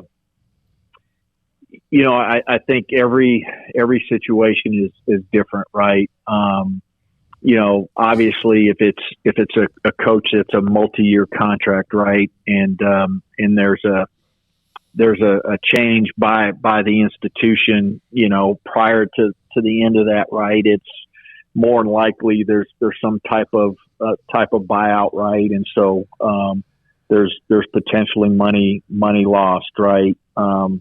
If it's that assistant, right, choosing to go elsewhere, or that head coach choosing to go elsewhere, right, then depending upon the sport, right, there's potentially a buyout that they're having to pay, or the institution that they're leaving for is having to pay, and what's that look like, and does it cover expenses to go through the search process and moving expenses of a new coach and his or her family coming down. And so it's hard to just answer it and just say, hey, yeah, always it costs. But I would tell you that probably more times than not, it probably costs, an athletic department, right? And you think about that next person that you're hiring, not only moving costs, but now is that salary increased? And so are you trying to or do you have to, in terms of the market has changed since you last, were hiring for that position, that now you're having to pay more. And so, it speaks to, and if you have good coaches, whether head or assistant coaches, that you try to be proactive in terms of number of years, in terms of where the market is for salary, right, and always trying to be ahead of that. So it was a big week for Jared Butler, Mack. He got a lot of honors this week. Kind of like with the Heisman Trophy, when you have a player in your athletic department who's receiving maybe National Player of the Year type of recognition, or is in the mix for that, what are the conversations like from a marketing standpoint about what you guys can do to take advantage of that, or how you kind of play that card? Yeah, I mean, there's certainly conversation. There's certainly intentionality, right? I don't know that there's specific campaign that you're trying to create, because not sure just how impactful, how effective that is, but you're looking for opportunities. You're looking for opportunities that are a nice balance. A lot of them come organically. He was on College Game Day on Saturday morning and did such a phenomenal job. Man, what an unbelievable young man. And, anybody that's affiliated with Baylor University should be so proud of the way he represents, first and foremost, himself and his family, because that's most important, but then also Baylor University. But, so you look, Craig, for those moments. But but I think it's a balance too, right? Keeping your feet on the ground and understanding their student athletes, right? Jared's a student athlete, and he's taken 16 hours. I don't know that people know that he'll have an opportunity to graduate in May, finish in 3 years. I mean, just phenomenal stuff, right? And then, oh, by the way, he's up for National Player of the Year. Mack Rhoades, Baylor Director of Athletics, with us on SicEm365 Radio. I asked you a little bit about coaching changes. Is there an estimate on how long it might take college athletic departments to overcome what was last year if things start to get back to normal, or is that impossible to really figure out right now? Yeah, I think I do think it's a really good question. I think it's a hard question to answer because I think, Smoak, it's just going to be so dependent upon every institution. And I think, everyone's at a different place, not just the athletic department, but the university, right? And what is the status of certainly the athletic department and all of their cost reduction models and lost revenue, right? And then, do they have reserve funds and is the university in a position to help out?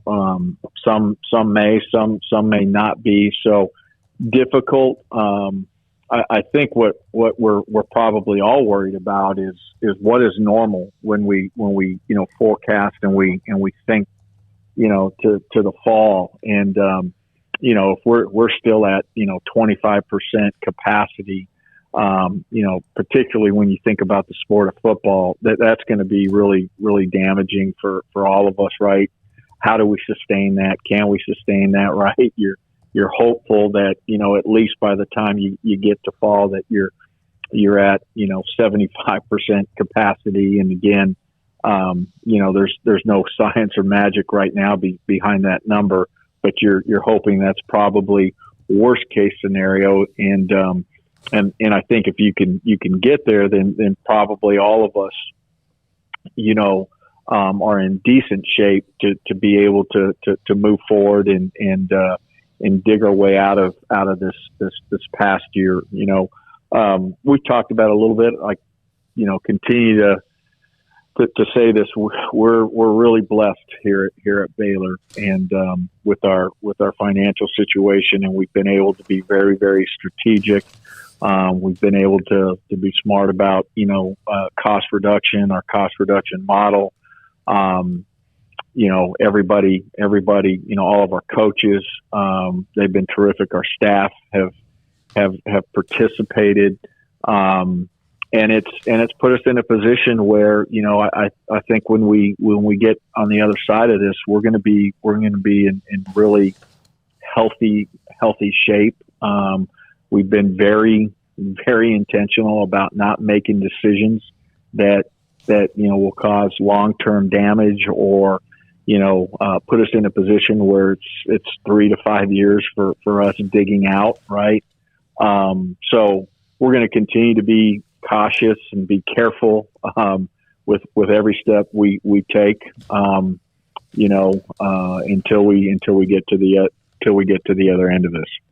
Mack, I was wondering, if Garrett McGuire's on your 20-year watch list for a future Baylor head coach, now that he's got his coaching career started up. He's on that. He is on that watch list. He's a remarkable young man and just really well versed on the offensive side, and he's one of those young men that's just built for coaching, and I know that whatever level he'll do a great job. Do you have a list like a baseball scout would of guys in Double-A?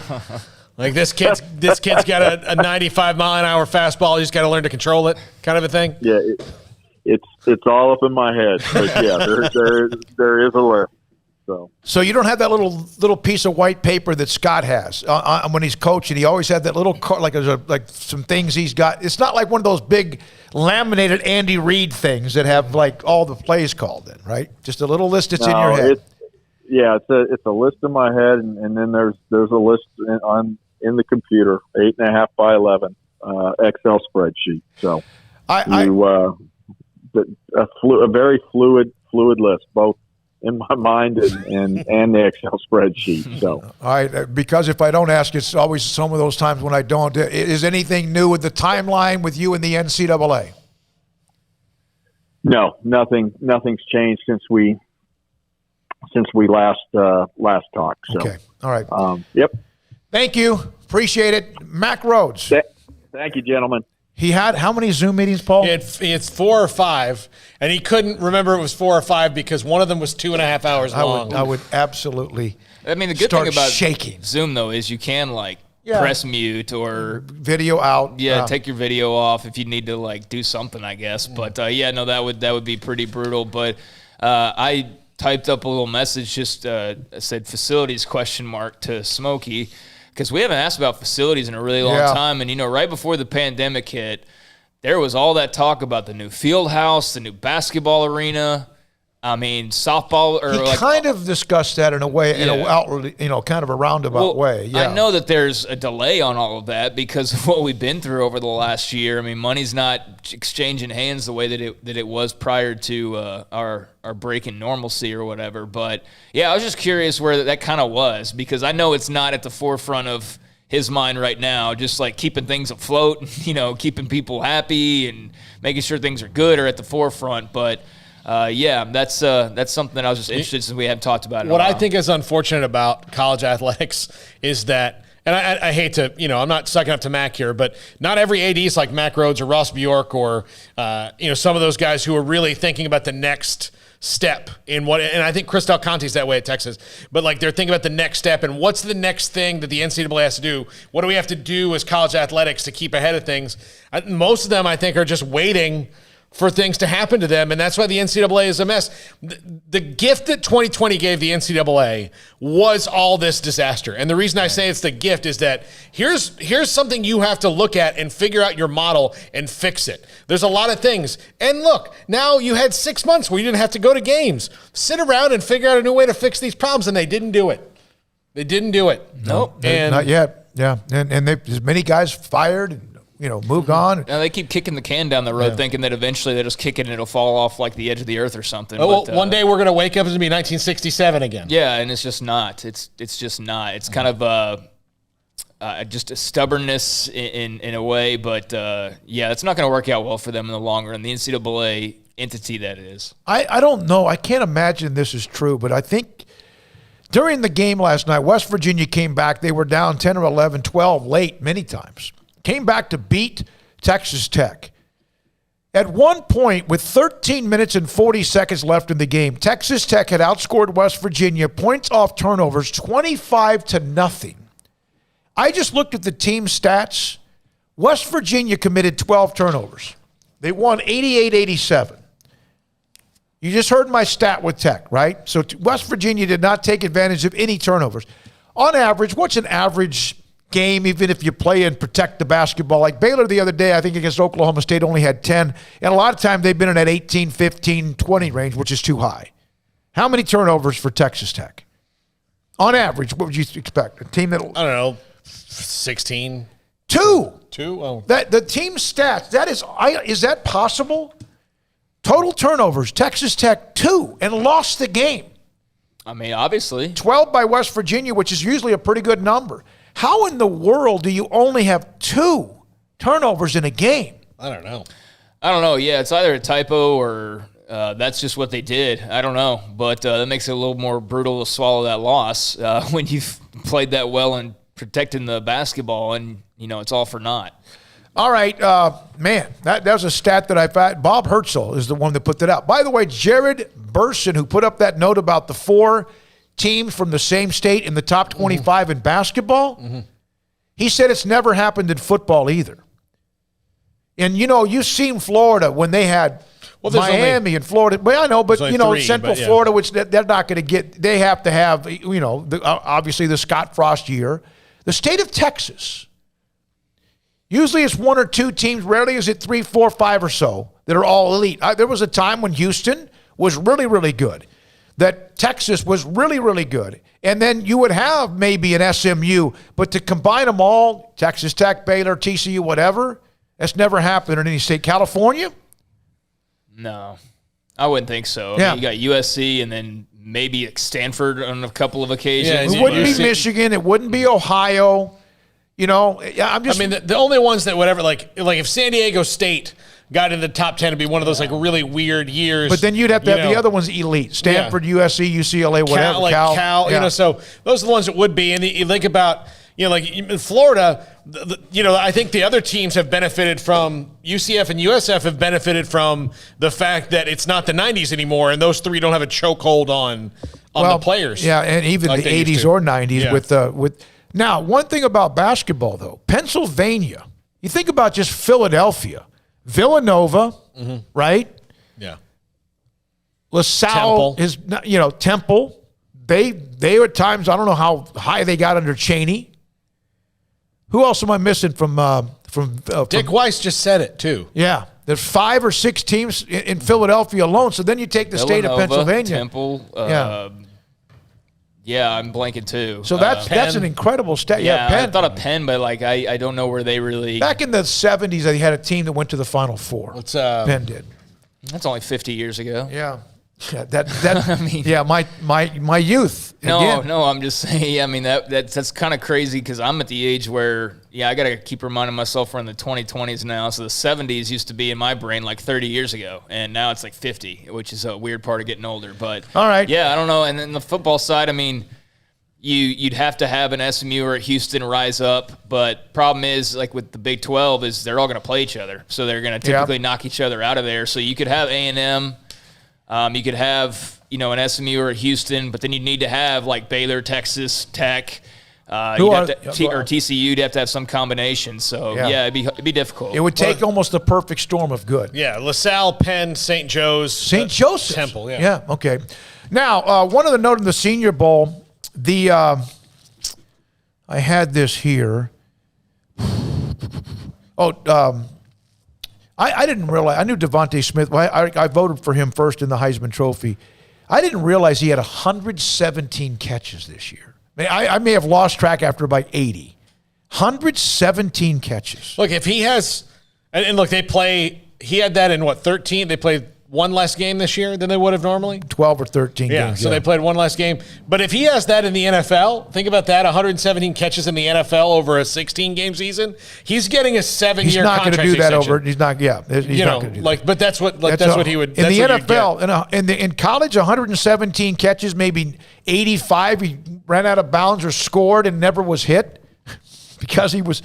In the NFL, if you have 50 catches, you're getting hit 48 times, right? Very rarely would you not be hit. Hey, thanks to Hal Whitaker and Louis Englander from Englander Design Pack. I got a note from them today. They are donating $2,500 to our Academic All-Stars program this year. They've done that before. They're doing it again. Thank you, Hal. Thank you, Louie. Thank you, Englander Design Pack. We appreciate you so much. I sent today an email to nearly 100 high schools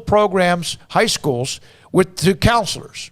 Like 4 of them got kicked back. I've asked all the ADs, football coaches to help me out with that. I've gone online, sent out all of that today. The overview and summary to every single school in the area around Greater Central Texas, and then the nomination forms as well for 2 per school. That went out today. Deadline to get it back, we're going to do it by email this year, is March the 31st, so a long way to go. We'll have our banquet May 19th, God willing, and then also announce the team. I think it's on Monday, May the 3rd. So that's coming up before you know it. Every week before the Super Bowl week, I've been able to get those out, usually by mail, and I've just got to the point this year we're going to do it by email. All right, when we come back, 5 o'clock hours loaded with David Hellman. Also, John McClain and Bravion Roy, Carolina Panthers former Baylor star, will join us as well. This is SicEm365 Radio. Richard Carr, Buick GMC Cadillac. They've got great savings continuing on as we get this new year underway and almost done with the first month of 2021. Hopefully, you've taken advantage or will take advantage of some of these great New Year deals that Richard Carr is offering with the New Year New Ride Savings Event. You can save right now $8,500 on a 2021 GMC Sierra SLE Crew cab Sierras are the best truck on the road. Got big haul power, first-class comfort and ride, plus unbeatable technology. And again, you can save $8,500 right now on a 2021 GMC Sierra SLE crew cab truck. Maybe you're looking for an SUV. How about one that's top of the line, mid-size? Well, Richard Carr is offering $6,250 off of 2021 GMC Terrains. You can save $4,500 off on the stylish, intelligent, and nimble 2021 Buick Encore GX, which includes on-the-go Alexa technology. And during the New Year New Ride Savings event, all pre-owned cars and trucks are priced to move with amazing deals all over the lot, including cars and SUVs for under $137 a month for qualified buyers. So if your credit stinks like 2020 did, well, it's a new year, and in 2021, 100% credit approval is their goal. So bring your tax refund and your stimulus check to Richard Carr, and they will stimulate your stimulus with even bigger savings that will pay off for years. So go to Richard Carr Motors today for details and a test drive, or log on to richardcarr.com now and have them bring the test drive to you. Make 2021 the best year ever, starting with a new car or truck during the New Year New Ride Savings event at Richard Carr. At Baylor University, students find their place to shine. They're faithful friends and inspirational leaders. They're championship teammates and independent thinkers. They're on the cutting edge of high tech and in the halls of history. If you want to make the world a brighter place, you can. And if you want to shine in your own way, you can. The spark you need is already inside you. Bring it to Baylor, where lights shine bright. Bird Culchin Ford has been in Waco since 1936. Ford, the #1 selling truck in Texas, 43 years running. And Bird Culchin Ford proudly supports high school football in Central Texas. And no better way to tailgate with a Ford than from Bird Culchin Ford. And are there better vehicles to tailgate with than the Ford F-150 or the Ford Expedition? And of course, you can get them new pre-owned Bird Culchin Ford. Our sponsor of the Ford Tough Player of the Week, locally owned dealership. Online at bkford.com at 1701 West Loop 340 in Waco. Bird Culchin Ford. One size fits all. That may be all right for an adjustable belt or cheap sunglasses, but when it comes to your financial needs, no one wants a one-size-fits-all strategy. Ben Erlinson, your Edward Jones financial advisor, knows that his most important goals are yours. That's why he takes the time to understand your needs, knowing you. That's how Edward Jones makes sense of investing. Ben Erlinson, 100 North 6th Street in Waco, 254-759-8533. Edward Jones, member SIPC. At Ideal MRI, we feel blessed to be part of the Waco community. We're a small family business here in Central Texas. At times like this, the cost of healthcare has never been more important. And unfortunately, significant illnesses and injuries still occur. And that's why Ideal MRI is open and here to serve you through this difficult time. So if you need an MRI, ask your doctor about Ideal MRI. You can schedule online in minutes at idealmri.com or call 833-IDEAL-MRI.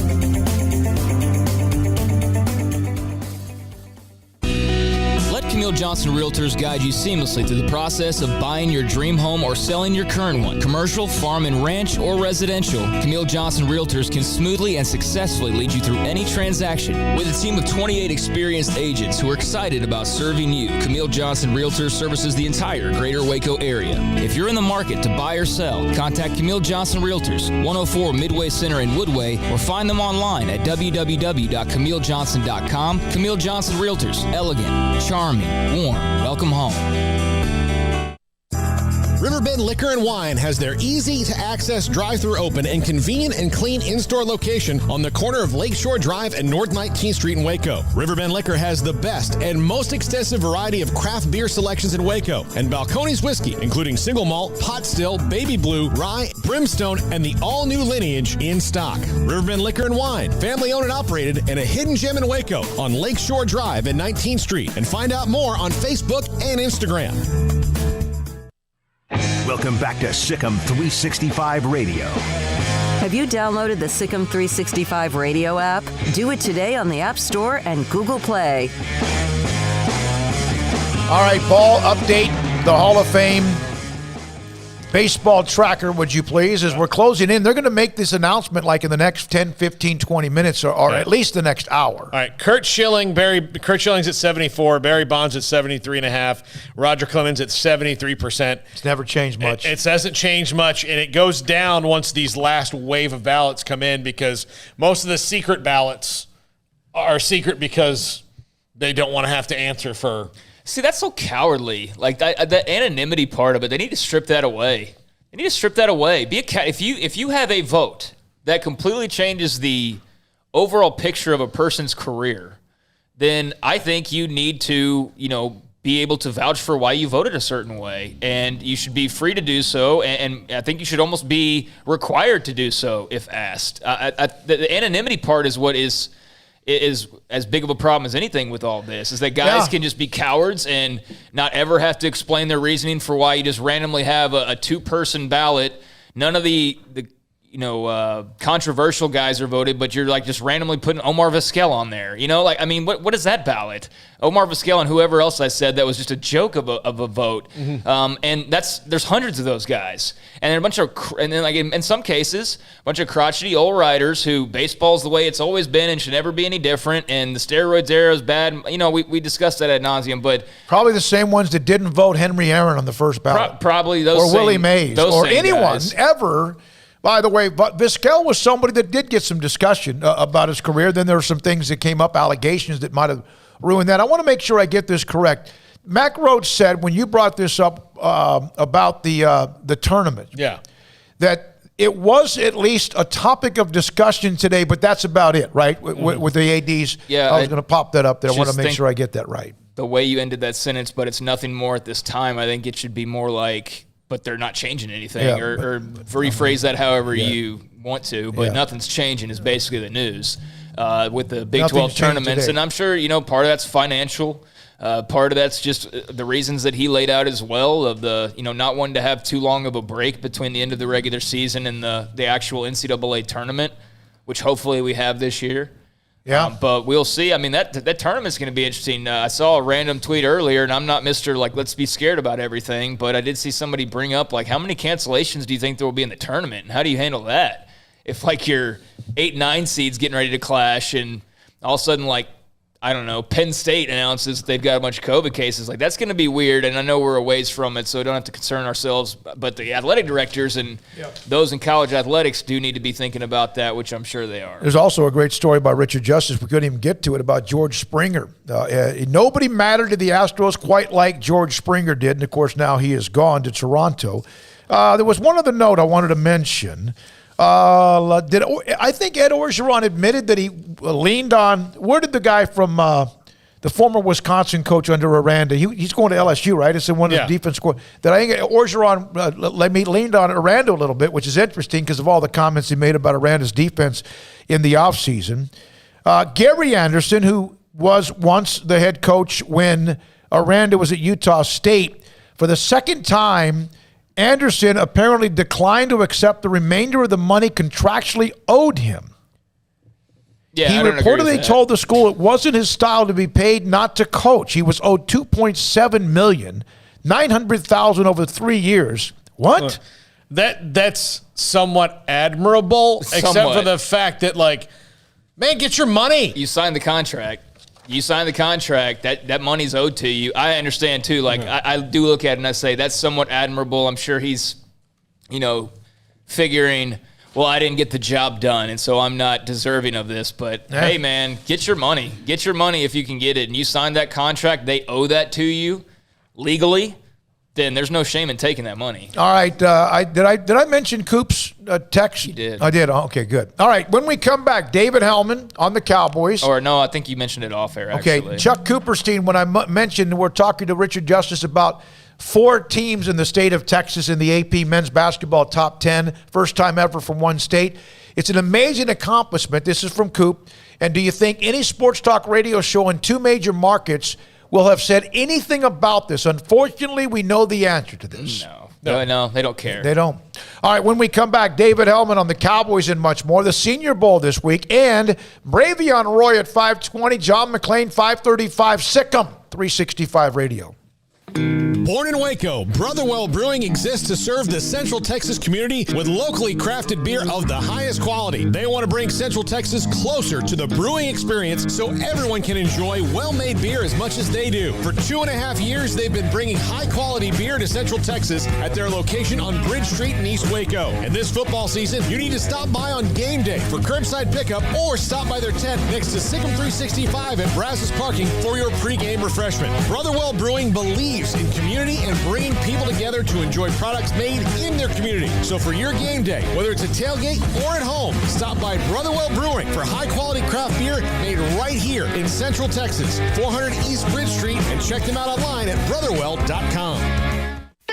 Don's Humidor, your home with a 48-foot walk-in humidor with the elite cigar brands from around the world, including the #1 cigar of the year, Aging Room Cuatro Nicaragua. Plus, they have the great brands like Macanudo and Artur Fuente, Rocky Patel, Aston, and so much more. CBD, great for sore muscles, aches and pains, sleep, Vita Dreams, and anxiety, mild depression, general health and wellness. Their staff very knowledgeable on the subject. If anyone is curious about CBD, ask Carol and Ashley. Don's Humidor in the Townwood Shopping Center off Valley Mills in Waco. Start the new year with a new Ram truck from Allen Samuels. Ram's impressive towing capability, heavy-duty payload capacity, and smooth ride have earned Ram the Motor Trend Truck of the Year yet again. That's 3 years in a row. Check out the new 2021 Ram 1500 Lone Star Crew Cab with up to $7,250 in total value. Or take advantage of 0% for 60 or 2.9% for 72 and get $3,000 in rebates. It's the Start Something New sales event at Allen Samuels, your friend in the car business. Shop now at AllenSamuelsDCJ.com. See dealer for details. All offers have credit requirements. Do you or your kids get nervous about going to the dentist? Stonewood Dental, Dr. Steve Childress, he can help. I've spent a career taking care of patients who as children had bad experiences, and now they're adults that hate going to the dentist. If I get a kid at 3 years old and they come every 6 months and it's a happy experience, it's normal for them. Now they have an accident at 6 or 7 or 8 at school. Now they have a broken tooth or a trauma, and they have to come here. They're used to lights, they're used to water in their mouth, they're used to experience, they already trust us. It's amazing what we can do with that kid without it being a negative thing.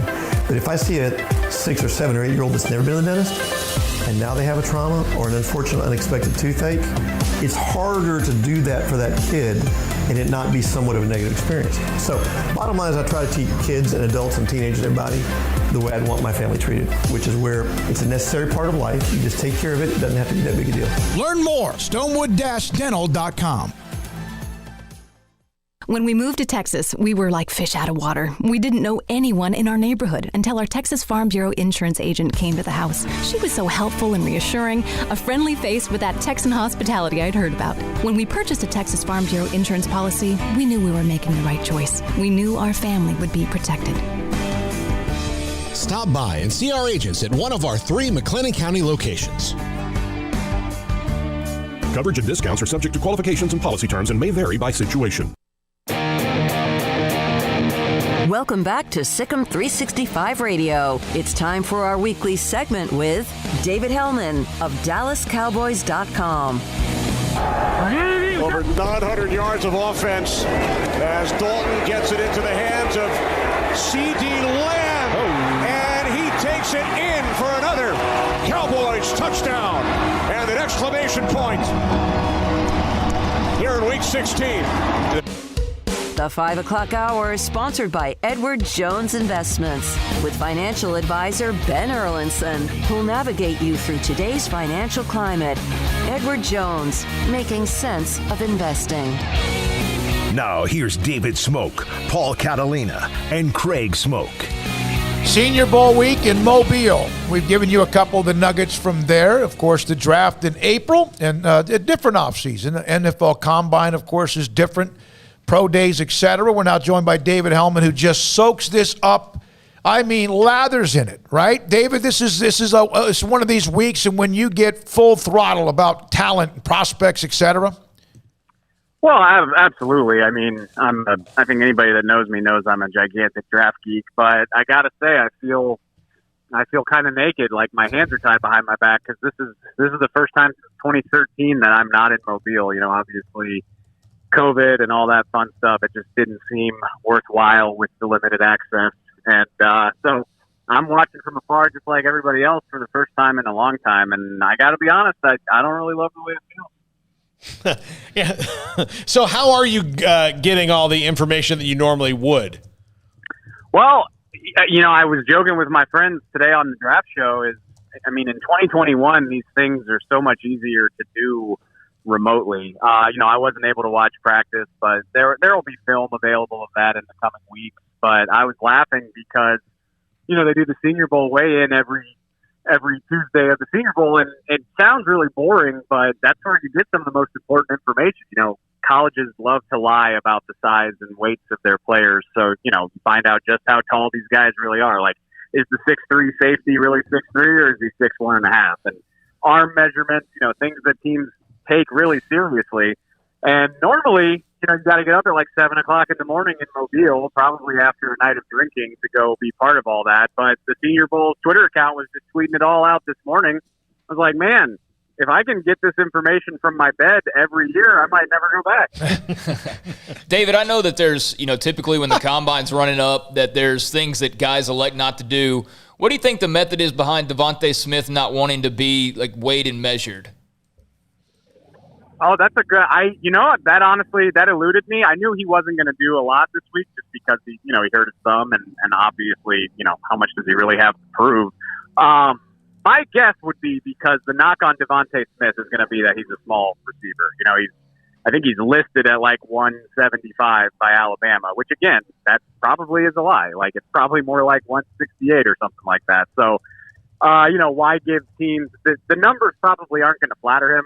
Probably going to be shorter and lighter than people expect. And when you're already light for an NFL prospect, why give people more ammunition to talk down on you? Because I think, if there's any motivation for him being there at all, even meeting with these teams and coaches and things like that, he's trying to go, he wants to go like top 3. He wants to go to like Miami and maybe reunite with Tua. So the less ammunition people have to criticize you, the better. Speaking of that, I read his stats out, which I voted for him as the Heisman Trophy winner, and he did win it. But he had 117 catches. Let's put this in perspective in NFL terms. Out of the 117, I would think he might have been hit perhaps 25% of the time, although maybe more than that. An NFL receiver, David, that might catch 60 to 75 passes in a year, how often are they not hit, in your opinion? And I know it's a random, off-the-wall question, but that doesn't happen much where they're not hit, right, in the NFL? Like meaning like tackled? Sorry, I'm not. Yeah, like tackled, hit. Yeah, not that they just go untouched. Devontae Smith probably was able to catch, go out of bounds, go through the end zone 75 times out of 117 catches. Yeah, that's a really good point. And I think, that's always the knock on these guys is like, can you get open as reliably as you did in college? Because it's the same thing for quarterbacks. Like, the windows are going to be smaller. They're going to be open for a shorter amount of time. Yeah, you're going to get hit more often. You're going to have DBs that can stick with you a little bit better.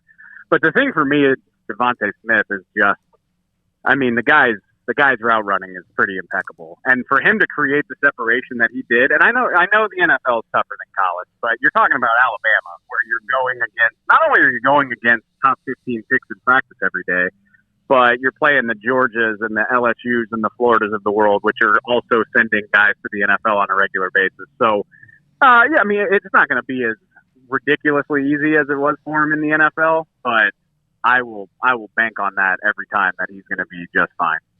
David, and I know I don't put a whole lot of weight in mocks, but a lot of them are now kind of leaning towards the Cowboys taking a tackle at 10. Is that because that's just where the players going are graded out right now? I think, people love to joke and make fun of mock drafts. And, the purpose of a mock draft is not to peg what the Cowboys are going to do on January 26th. The purpose is, it's sort of like a connect the dots. Like, where's the talent in this class? What positions are the most valuable? Who needs what? And then on top of that, since it's kind of turned into this cottage industry where there's a new one every other day, it's kind of like a thought exercise. Like, okay, what are you going to do if the defender you don't like isn't there? What are you going to do if the cornerbacks all get wiped out? And I kind of think that's where the tackle conversation comes into play, because you look at this draft class, for starters, all the talent that's worth getting really excited about is all on offense, at least at the top. There's a bunch of quarterbacks. There's Devontae Smith. There's Jamar Chase. These great wide receivers. You got Kyle Pitts, who is like a once-a-decade tight end. And these tackles as well. And then, not to talk trash on the defenders, but you just don't feel as confident that these guys are slam dunks. And so I think the logic is, well, would you rather take a cornerback that maybe you don't feel as great about just because you need one, or you could get, a 20-year-old tackle with all-pro potential who could be on your team for the next decade. So I totally see the logic. I get why it aggravates some people because this team desperately needs defense. But again, it's all just thought exercises. This is off topic from what we've been discussing, David, but as a guy who covers the NFL, what do you think of the Packers and Aaron Rodgers? Do you feel like they've done enough to surround him the way other teams have surrounded their quarterbacks? It's a weird situation, it seems like, up there in Green Bay. Yeah, that for me, and, I think people put a little bit too much stock in the draft sometimes. Like, sure, I mean, the Packers could have drafted a wide receiver for him in the first round, but it's easy to say, oh, we just Jordan Jefferson. Those guys were long gone, and there were some receivers that were there that might have been capable of taking their offense to another level. But at the same time, like a guy like Aaron Rodgers has proven time and time again that he can elevate the talent around him. Now, having said that, I don't get why you draft a quarterback there in that position that you're in right now. I mean, drafts are about 4 to 5 years, not 1 year. I get that. You always want to have a guy in the pipeline, but at the same time, these, it's a new age in the NFL. Tom Brady's in the Super Bowl and he's 43, and Drew Brees was going. The Saints have been on a run of winning 11, 12 games, and he's well into his 40s as well. These great quarterbacks can play longer than they ever have before. I would be shocked if Aaron Rodgers retires in the next 5 years. It's just going to be because he wants to, not because he has to. Sorry, wouldn't just with that in mind. I feel like they jumped the gun. I feel like they were a little too eager to look smart. And that doesn't mean you have to draft a wide receiver, but you probably should have drafted somebody who could have helped this team more so than help you in 4 years. Speaking of which, Tom Brady is going back to a Super Bowl, first year in the NFC. Obviously, Patrick Mahomes, we know his story in such a short amount of time. Your thoughts about what Buccaneers did with Arians, because at one point they're 7-5. At one point, even he and Brady were kind of going back and forth, just making sure they were pushing each other, and what they ended up doing to get to this point. I have to laugh because Tom Brady has just absolutely ruined people's perceptions of what should be possible. You know what I mean? Aaron Rodgers is a great example. He went to the Super Bowl in his third year as a starter. He's been in the title game a lot of times, but he's never gotten back. Russell Wilson hasn't gotten back since they really kind of had to blow up that team when they had to pay him. Drew Brees won a Super Bowl. I mean, it feels like a lifetime ago. He won it all the way back in 2009, and he's never managed to get back. Saints have had a lot of great teams. And then Tom Brady just, boom, switches conferences, switches teams, switches offenses, and first crack at it. He's back. And it's his, 10th time? It's his 10th time in the Super Bowl. Tom Brady has been in 10 of the 55. I mean, that's unbelievable. And, it's a testament to him. It's crazy, too, because, on paper, I don't think Tom Brady's as good of a quarterback as Aaron Rodgers is. But I don't know. There's something to him. I mean, obviously, you can't argue with his resume. And he just finds ways to get it done. And I think it spoils our expectations, because the expectation is that everybody should be able to do that. But the evidence says that it's really, really, really hard unless you happen to have Tom Brady. David, I said this yesterday, and of course part of this is just where my heart always lies, but I feel bad for Jameis Winston in that when you get to the exit interviews of the Bucs last season, if you look at the roster, it's almost exactly the same. And they're like, what's the problem? We know what the problem is. Let's go get Tom Brady. Yeah, I mean, and how many times have we had this Belichick Brady debate? And I don't, you can't completely separate those two. I think you needed them both to do what the Patriots did. But how do you think Tom Brady feels right now, looking at the Patriots fall out of the playoffs for the first time in 20 years? Not only does he get the Bucs to the playoffs, I think the Bucs had the longest playoff drought heading into this season in the league. Mm-hmm. So he snaps the longest playoff drought in the league and gets to the Super Bowl in his first crack at it. I mean, it's unbelievable. He's got to be on cloud 9, and he's probably got to feel a little smug about himself, and he deserves to. It's incredible. So, David, you're not in Mobile, but you guys are covering, what's going on there with the draft show. And the draft show will be, running up, obviously, to the draft. What else is kind of on your radar as far as Cowboys coverage goes? Or is there anything, like, in the near future you're focusing in on or anything like that? I mean, it's all draft for the most part for me. I mean, there's little maintenance stuff. The Cowboys have been finalizing their coaching staff and just kind of, I get really, other than the draft, it's just going to be gearing up for what I assume is going to be a really insane March. I think, Adam Schefter tweeted out yesterday that there could be as many as like 18 new starting quarterbacks in the league. I mean, obviously Dak's contract is in flux. Deshaun Watson supposedly wants out of Houston. Carson Wentz might want out of Philly. The Bears need a new quarterback. The Niners might cut their quarterback. So, I think it's going to be real crazy once teams are able to start doing, signing and trading and all that type of stuff. So, I'm just trying to watch as much draft tape as possible and kind of gear up for whatever this latest chapter in the Dak saga is. Speaking of which, what's the timeline? God, I'm afraid to go through this offseason with this because I know that there's certain it's kind of like things kick in. So can't they actually can they tag him as early as at the end of February? So the exact date elude me right now, but it's usually mid-February around, it's around the time that teams go to the combine that you can tag. You can start using the tag. I want to say, I think it's like February 16th or February 23rd, something like that is when you can start using the tag. So, I mean, they could sign him right now with no problem if that came to pass. It probably won't because that's very unusual. So then you can tag him starting in mid-February, and then the tag deadline is like March 9th. The tag deadline is always a week before free agency opens. So you got a 2-week window to decide if you want to tag him.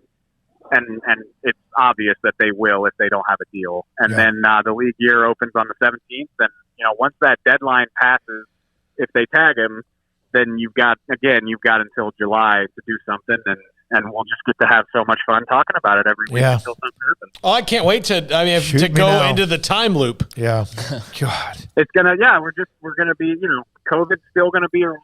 Dak and the Cowboys are still going to be negotiated. It'll be like nothing else happened. Hey, which will end first? Good question.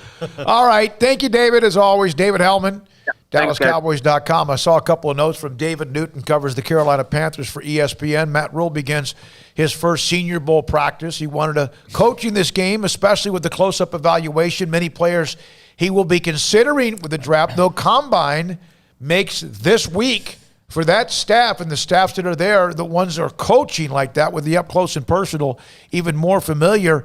And even during one of the drills, Newton said, Matt Rule already jumping on players for not being lined up right, not going easy on anyone, even though there's an all-star outfit here. So, and I know that the Panthers staff's not complete. I don't think Joe Brady's there. I think there's maybe a couple of other guys missing as well because of COVID. It was Joe Brady and he's looking for Phil Snow, actually. Phil Snow's not there. That's what it was. Phil Snow's not there because of COVID-related reasons as well. So both Brady and Snow, your coordinators aren't there in Mobile, which is, it's a great gig to have, and it's great for Matt Rule and that staff. But at the same time, they are missing some important pieces, but still a good opportunity for them.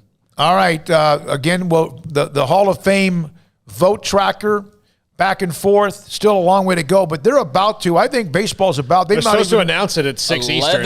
11 cowards. 11 cowards. Anonymous, unverifiable ballots. 52% of the ballots at least known, and Schilling went up to 74%, now back down to 73.8. Okay.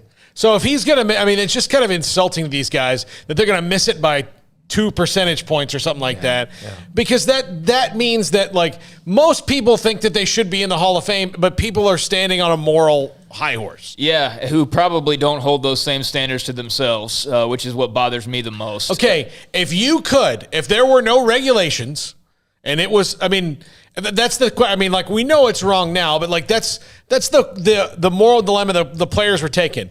There was no testing. The owners were turning a blind eye or promoting it, and nothing was going on. If you could have a pill or a shot or a cream that would make you go from 35 home runs to 65 home runs, most people would do it. Yeah, and so yes, there is moral ambiguity in there, and there's like, we can go into the ethics of all of it, but the problem is that the whole industry did that, so the whole industry should be punished for that, not just the guys who did it. This was not several bad actors. This was the whole thing doing it. Yeah, you mean that I might get cut off the Rays, but if I take this little cream every day, I might hit 15 more home runs and instead get a mega deal? I mean, yeah, you're going to probably do what you need to do, especially if it's not being viewed as taboo as it is right now. And it definitely wasn't at that time. Nobody cared. But we all knew they were taking steroids, and we didn't care. We didn't care. Well, then it was also repackaged like, well, it's creatine. It's Balco. It's a supplement. Right. Okay, well, whatever. They did some dodgy stuff. They did some dodgy stuff with that. But anybody watching could look at Mark McGwire at like age 40, more jacked than ever, and Sosa and these guys Intel. I mean, Bonds' head size was a big talking point for a while. But, yeah, I think it's just an unfortunate issue that baseball can't seem to figure out. And at this point, I mean, those guys were part of history. You can act like they weren't, but they were. And they were a bigger part of history than some of the guys you're going to put in there. So that's a bit problematic. I think what's even worse is that today the Yankees and Red Sox traded between the two teams over something to drop money, to get a reliever. I'm not going to go any deeper. It's the first time that they have dealt between the two teams, Craig, since when? Since Babe Ruth. 31st deal, between the teams since the famous Babe Ruth to the Yankees in 1919. Most of them are free. Like when a player leaves, the player never comes from the Yankees to the Red Sox as a free agent. It's usually the Red Sox lose a guy. That's what happens. The Yankees to the Red Sox? No, like usually if there's a free agency thing, it's the Red Sox to the Yankees, like Johnny Damon, left the Red Sox with the Yankees. But with trades, it's always very minor things. And then sometimes someone wind up being like, oh, dang it, we shouldn't have done that. Yeah, just the second time in like 20-some years. Yeah, they don't do it often. It's like the Washington and Dallas trading, and then we've seen a little bit of that even, which is, again, I don't know of many guys who go from Washington to Dallas, but the Cowboys we saw defense. Jason Hatcher did it, and a couple of others. Stephen Bowen, right? Yeah. Stephen Bowen. That's a name 1919, $100,000 to the Yankees for the Red Sox for Babe Ruth. That used to make me cry, but then they've won four World Series, and I'm over it. I feel good about it now. Must be nice. They'll be good this year again. The Yankees. All right, when we come back, Bravion Royd and John McClain, SicEm365 Radio. Brotherwell Brewing, Thursday night, they've got trivia. It's really fun. You should do it if you're a trivia fan. David Stone King does a great job coming up with the questions. The hosts get to come up with questions. Steve May and I hosted a couple weeks ago. It was a blast. Go ahead and make your reservations now because sometimes they do fill up and they can't let you in because of COVID restrictions. And if you are a fan of craft beer made here locally, then you need to check out Brotherwell. They've got fantastic craft beer, and they've got kind of something for everyone. The thing they hear all the time, I don't like beer, but I do like this. Brotherwell Brewing, online at brotherwell.com, Facebook, Instagram. They do a lot of stuff on Instagram. You can see what specials they have going on, what events they have coming up, and it's always a blast at Brotherwell, 400 East Bridge Street, or online, brotherwell.com. With so many companies and policies out there, it gets so confusing shopping for insurance, and I never know if I'm getting the policy that's right for me. Luckily, I met the team at the Niche Group Insurance Agency. With the Niche Group, you can go to one company and get access to coverage options from many insurance carriers, and you get to speak to a real person about your specific coverage needs. With the Niche Group, I know I'm getting the right coverage at the right price. If you need insurance, talk to the experts at the Niche Group at 1-800-258-8302. Boozers is the wedding ring store and more. If you're ready to get engaged or already married and want to upgrade your wife's ring for a special anniversary, Boozers is the place to go. With the largest selection of premier quality diamond engagement rings and wedding rings in Central Texas. They have 7 cases with over 300 styles of rings from top designers like Natalie Kay. Choose from yellow, white, or rose gold, plus beautiful top quality loose diamonds. With an in-house jewelry, they can also custom make anything you want. Bring in a picture or drawing and let let Boozers create your one-of-a-kind pendant or ring. They can even use some of your old gold and diamond jewelry to create something new. At Boozers, you'll find a great selection of quality timepieces, and Boozers is the place for expert watch maintenance and repairs, too. They specialize in expert Rolex watch repair for fine jewelry, watches, custom work, and more. Go to Boozers on Valley Mills and Lake Air Drive in Waco. Boozers, the wedding ring store and more. Hey, this is Bryce Petty, former starting quarterback and two-time Big 12 champion, and I know firsthand the importance of being in top shape both on and off the field. So listen up, men. If you're feeling beat down day in and day out and looking for that high-performance edge that separates the men from the boys, then look no further than the Petty Clinic Low T in Waco. Petty Clinic is a comprehensive men's healthcare clinic with an atmosphere catering to men. Board-certified Dr. Kent Petty has a special interest in offering the highest quality medical care to men of all ages. Some of the services offered include screening and treatment for low testosterone or thyroid, infertility, high blood pressure, diabetes, high cholesterol, sleep apnea, while offering comprehensive wellness exams and complete men's health lab panels. High performance men, remember, it's not just a Petty thing. This is Bryce Petty, encouraging you to reach out and Google search Petty Clinic Low T or go to pettycliniclowt.com and get your complimentary lab screening today.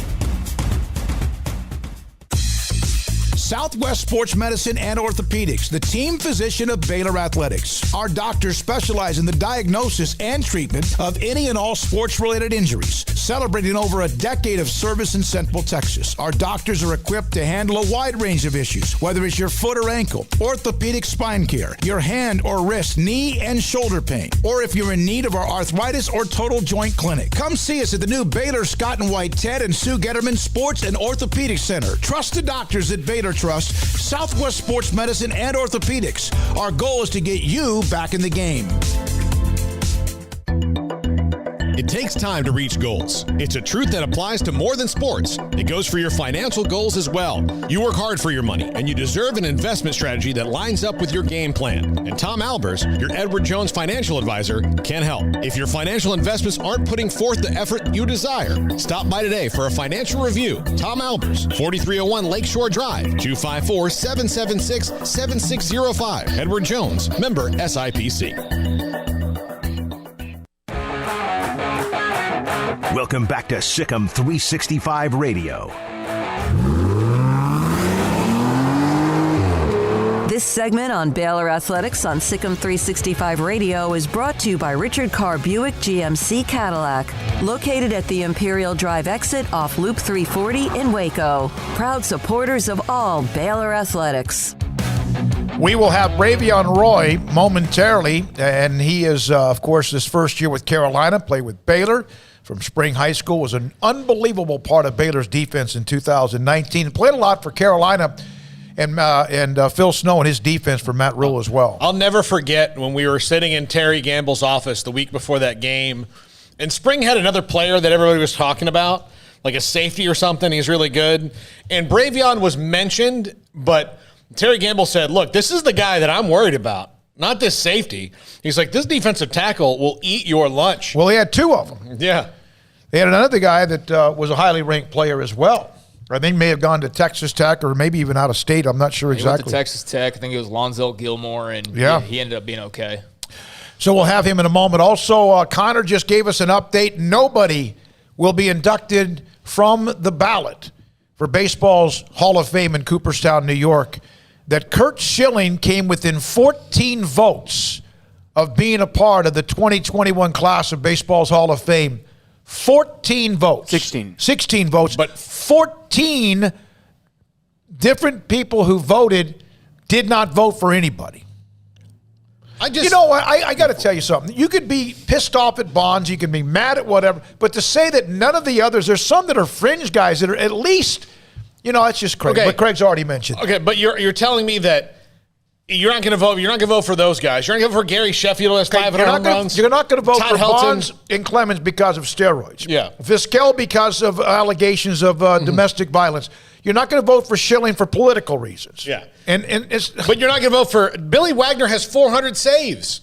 You know, Todd Helton has a 316 career average and 400 career home runs. Gary Sheffield is almost a 300 hitter with 500 home runs. So what do they have to do to cross your magical threshold of it's Babe Ruth or nobody? You needed to do it in 1917 is what you needed to do because we know for sure that nobody was doping up and doing anything back in the day when things were in black and white. They were taking bennies or whatever it was back then. They were bennied up and they were on all sorts of stuff. I mean, like, you got to be able to ridiculous. poop and not have to wipe because you're that clean. But I mean, you know what? The dying popularity of baseballs, a lot of it has to do with the old crotchety writers who gatekeep and who act like it's still the way that it was when it was the really only sport in America. That's long gone. Those days are dead. It's not even barely hanging on to number 2 at this point. If you want to consider college sports, it's not number 2. It's not in the top 2. So, you know, keep being, you know, the gatekeepers and keep having these really weird standards and this just arrogance about the whole thing. And then you'll get a big story tonight about how nobody got in the Hall of Fame. I mean, it's just, I don't know. The Baseball Hall of Fame's always bothered me. The voters have always bothered me, and it's clearly not changing. Baseball's not changing in any way, shape, or form. So, you know, not surprised by today's outcome. All right. He had himself one heck of a rookie year. He, of course, was a major part of that great defense Baylor had in Matt Rule's final year in 2019. One of our favorites, Bravion Roy, joins us on SicEm365 Radio with Paul Craig and David Smoak. I got to ask you this question. For some reason, this came to my mind. Are you more sore and beat up after an NFL season, and how much more if it is after what you played in college? Can you say that again? Are you physically more beat up after an NFL season than you were after playing even more snaps in college? Oh, yeah, most definitely. I mean, it's a lot different. The physicality is different. The speed is different. It's just a step above college. Was it an easier transition knowing a good chunk of the coaching staff and then having guys, you know, Tecklenburg is there and Clay Johnston is there and others? Oh, yeah, it was a smooth transition. I mean, definitely when you come in knowing half the playbook already, or more than half, I mean, it was just real smooth, man. I just had to get the technique right, and I was fine from there.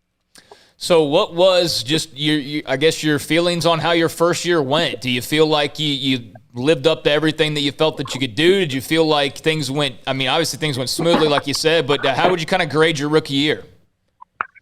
For me, I'll give it a C because I know what I can do. But a lot of people, some people grade it better, but knowing me and my mentality, I expect a lot more for myself. Yeah, you're your biggest critic, right? Oh, yeah, most definitely.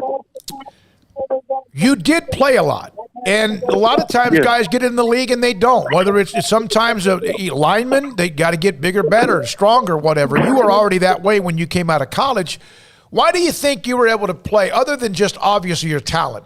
What other things did you bring to the table, Bravion, to get yourself out on the field so quickly? I mean, just basically just knowing my job, just doing my job at a high level.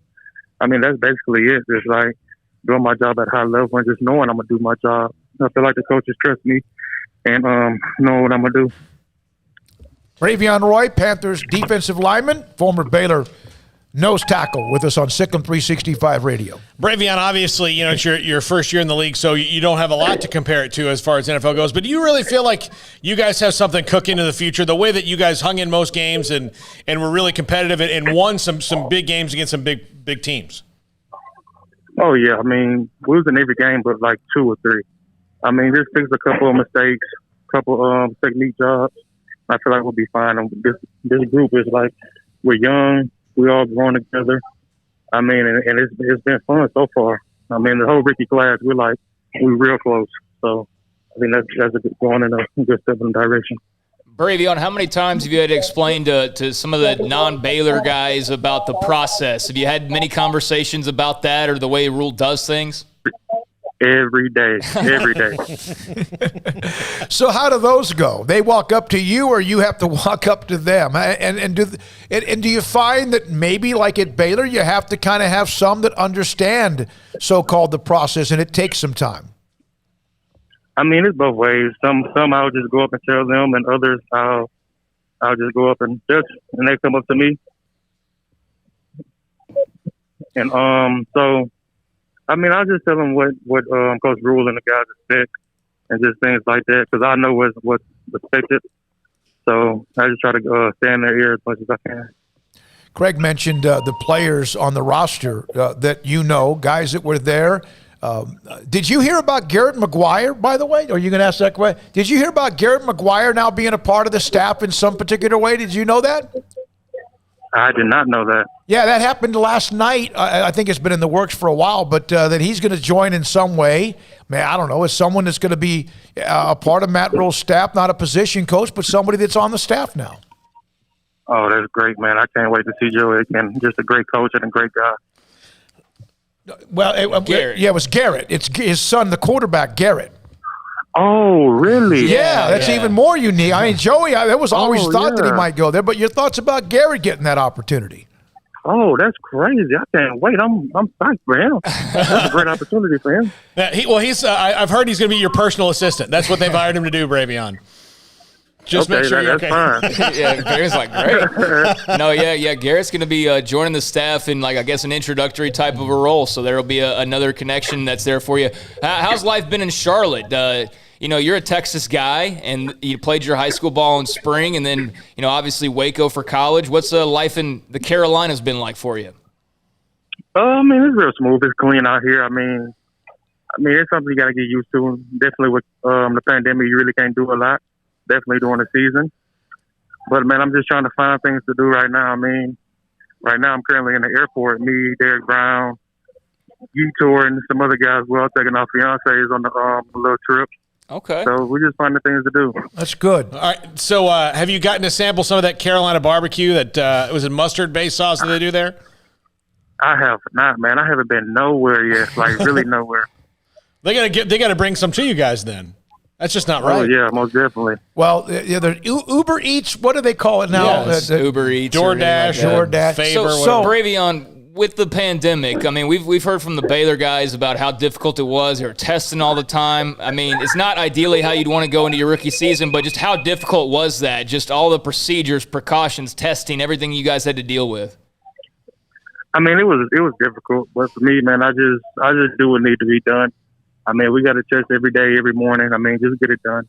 I mean, that's a part of the job. You get paid a lot of money to do those things, so you shouldn't complain. You should be happy waking up in the morning, knowing how much you're getting paid, and just knowing it's a blessing to be where you at. Is it a business now? It can get that way in college as well, but is it now a job rather than fun, or do you still experience both? Both. If you can't find fun in the game, I mean, there's no point of playing. Basically, I mean, it's a job. You got to know it's a job. You got to have fun with it. I mean, that's your life. That's what you do for a living. So that's just how I look at it.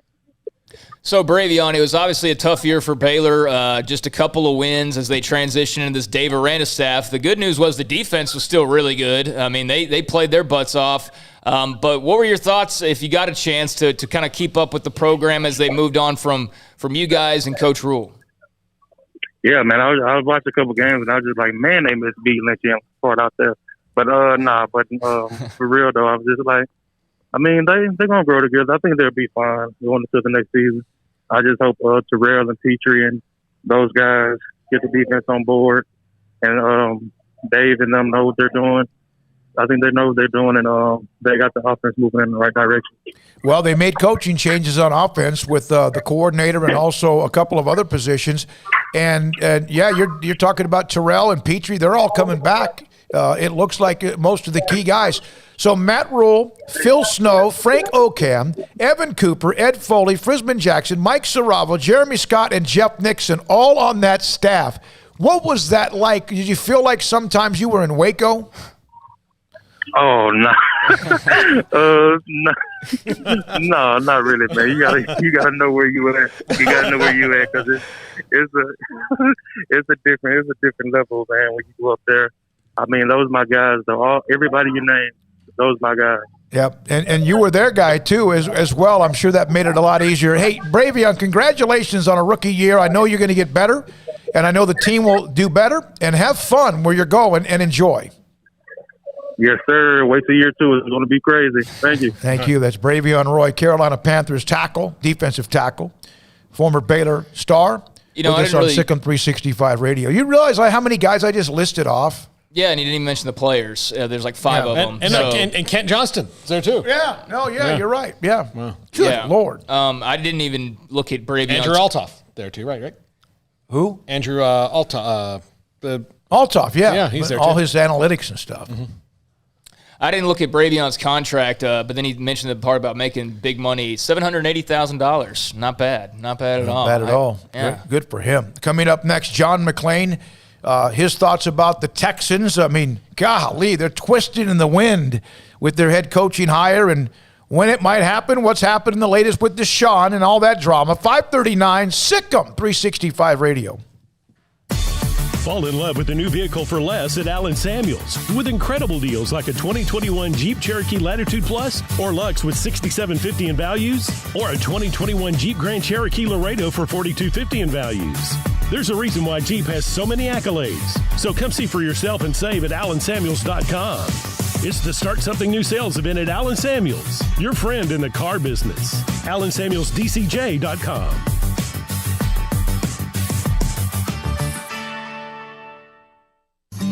With more than 160,000 alumni worldwide and counting, the Baylor family is growing.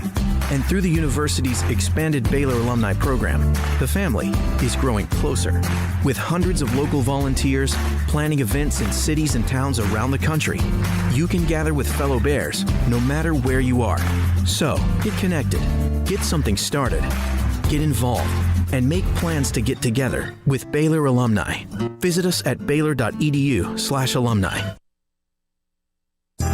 Riverbend Liquor and Wine has their easy-to-access drive-thru open and convenient and clean in-store location on the corner of Lakeshore Drive and North 19th Street in Waco. Riverbend Liquor has the best and most extensive variety of craft beer selections in Waco and Balcones whiskey, including single malt, pot still, baby blue, rye, brimstone, and the all-new lineage in stock. Riverbend Liquor and Wine, family-owned and operated, and a hidden gem in Waco on Lakeshore Drive at 19th Street. And find out more on Facebook and Instagram.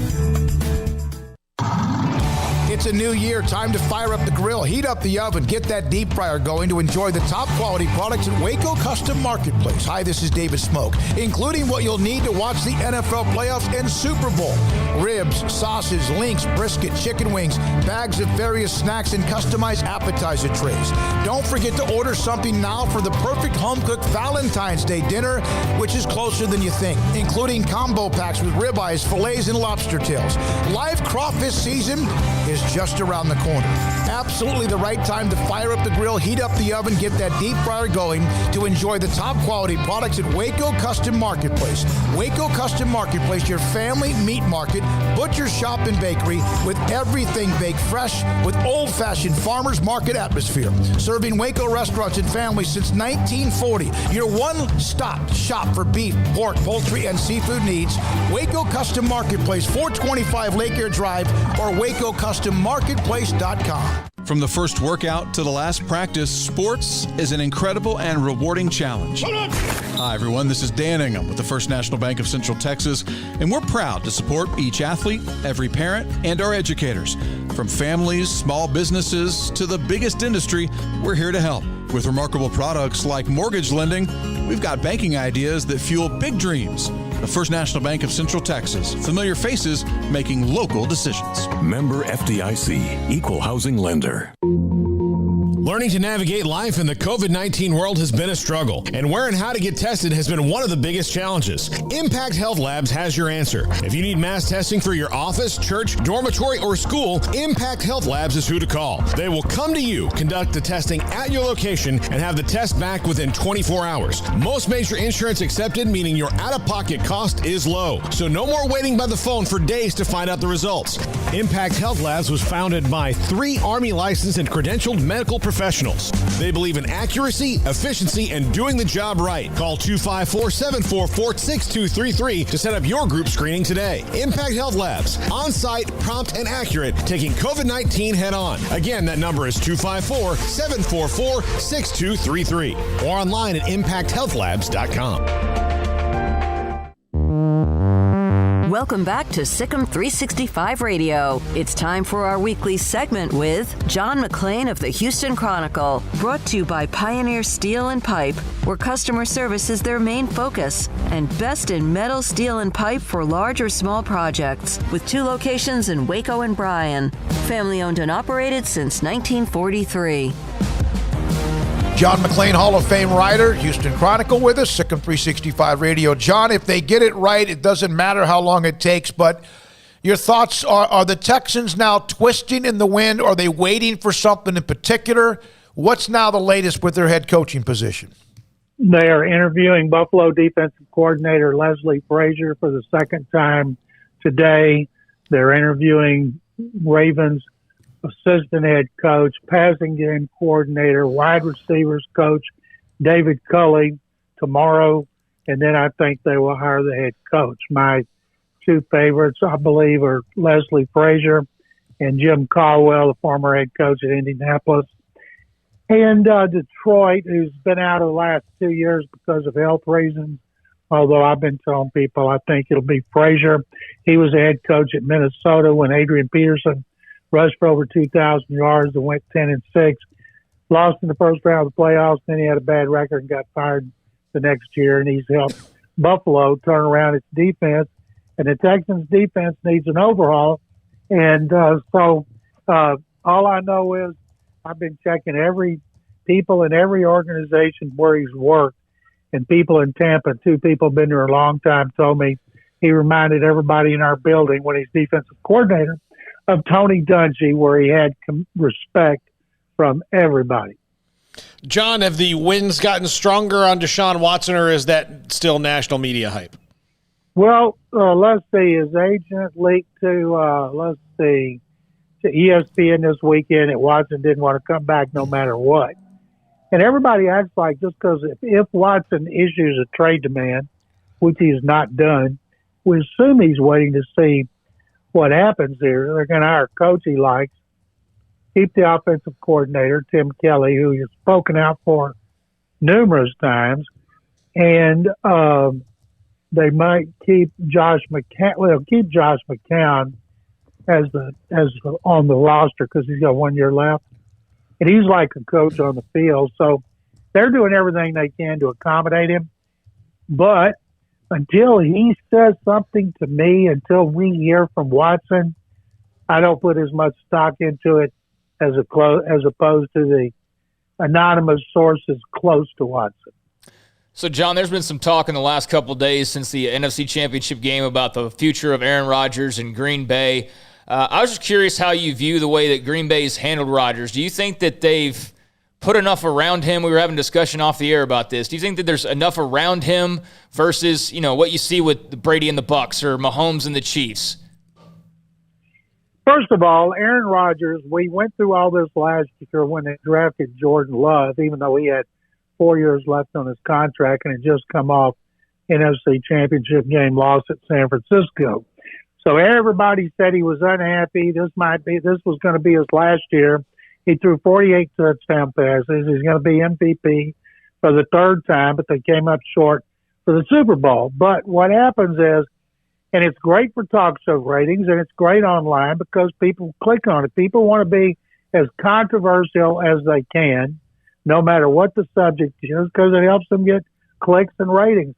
Why in the world would Rodgers not be back with the Packers next year when he's got 3 years left in his contract, and he's told people he wants to play into his 40s like Tom Brady? So I think, again, this is just something created by media. And the president, Mark Murphy, said, we're not stupid. Of course he's our quarterback. And Watson's got 3 years left. And there's a story he wants a raise on that 3 years left. Well, he deserves it. But are they good enough to get over the hump? Yeah, they got as far as it did. They got beat at home by the greatest quarterback in NFL history.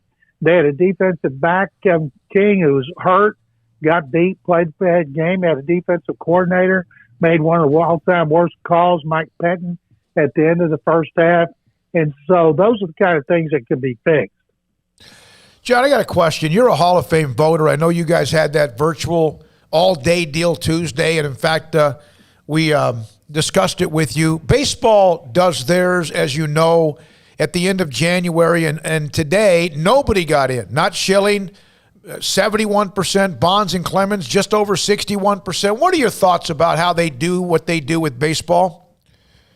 The last time I looked, they had more than 400 voters, and they vote anonymously. They don't ever get together like we do. Our process to get in the Pro Football Hall of Fame is a year-round process, and we meet on it. We talk about it, and there's a lot of back and forth before we get to the final list of 15 finalists and now one nomination for the senior contributing and coaches category.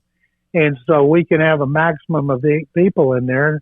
We usually do, and I think we will again. It's still not enough. So many people are deserving of going in. So I like our process. There's 48 of us, and we know how each other stands. But, you know, baseball's been doing their way forever, and we have a minimum to put in 4 and a maximum of 5 modern era finalists, and I like the way we do it because it means so much to them, and it means so much to the Hall of Fame and the NFL and fans all over the country, especially those fans of players, coaches, and contributors who get voted in. Baseball writers just don't share that kind of affection, though, for the players. There's seems like there's some sort of, they feel like they're the high council.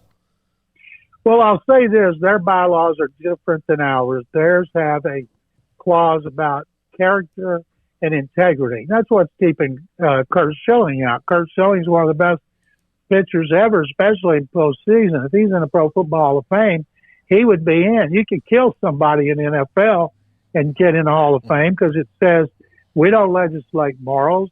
It's what you do on the field, and when by the field it means, you know, what between the white lines. I used to say you could snort the white lines, and if you're a great player, we're still going to put you in. And Curt Schilling's done everything he can to show a lack of character, and a lot of people hold that against him. And so I'll say this, at least he's not a phony when he's issuing his opinions. Very true. John, going to be a weird Super Bowl week or a different type of Super Bowl week because of just what the world's going through right now. Your thoughts on the Bucs being the first team to be in the host city playing in the Super Bowl and their matchup now with Kansas City? Craig, the Bucs were 5-3 at home this season, and they just won 3 road games to get to the Super Bowl. And Tom Brady outplayed Drew Brees and Aaron Rodgers. And as much as I love Andy Reid and Patrick Mahomes and would love to see the Chiefs be the first team to repeat since the Patriots after the 03 and 04 seasons, but, man, what a great story. Bruce Arians is 68 years old. He was retiring, leaving the NFL. He gave up on being a head coach, and he got an opportunity with the Colts. And he parlayed that, and Chuck Pagano got cancer. He had to step up as interim coach, did a great job. Next thing you know, he's hired by the Cardinals, gets fired there. Then he has health issues, then comes back with the Bucs. He's 68, and second oldest, he only Pete Carroll's older. And so he's got a chance to win his first Super Bowl. Brady's got a chance to win his 7th. And I think either one of these are great stories. You know, Andy Reid, 62. It took him till he was 61 to win his first, and I think they're going to win the game because I believe the Chiefs are a better team. But, man, it's some great storylines there because it's historical, and I can't wait to see it. John, thank you. As always, we appreciate you. Yes, sir. John McClain, Hall of Fame voter. Speaking of the Hall of Fame, former, of course, a Baylor alum and Waco Trib X as well. Paul, Curt Schilling released some statement or so? In a letter to the Hall of Fame, Curt Schilling said this: I will not participate in the final year of voting. I'm requesting to be removed from the ballot. I'll defer to the Veterans Committee and men whose opinions actually matter and who are in a position to actually judge a player. Hey, good for him. You know, whether he would have been voted in his 10th year or not, good for him. He got A-Rod coming through. And who was the other big name? Big Poppy. Poppy's coming through. How do we know A-Rod wasn't all over steroids? He was suspended for it. Yeah. Exactly. I mean, what is that? What is that double standard? Because A-Rod turned into a broadcaster afterwards and cleaned up his image by marrying J-Lo? Like, what the hell is the difference? You think about it, a lot of guys who had issues with delays in being voted in Pro Football's Hall of Fame. Look how many of them became analysts, and look how many of them are now in. It's part of that rub the shoulders. And they all were Hall of Famers without being a part of game days or studio shows or whatever. But I'm telling you, it works. And A-Rod's as dirty as any of them. He was suspended for a year and a half. Yep. For steroids. Now, that doesn't mean he's going to get voted in. But they won't even blink. There will be some guys who don't vote him in, but I guarantee A-Rod gets in on the first ballot. I would not put like my next paycheck on that, but I'd put a portion of it on that. Because he's friendly now. Exactly he's right. He's not a jackass like he was when he was playing. So he's cool with the baseball writers, so now he'll get in despite all of his transgressions, which are the exact same as a lot of the transgressions you're holding against guys you won't allow in after like 25 years. That makes perfect sense.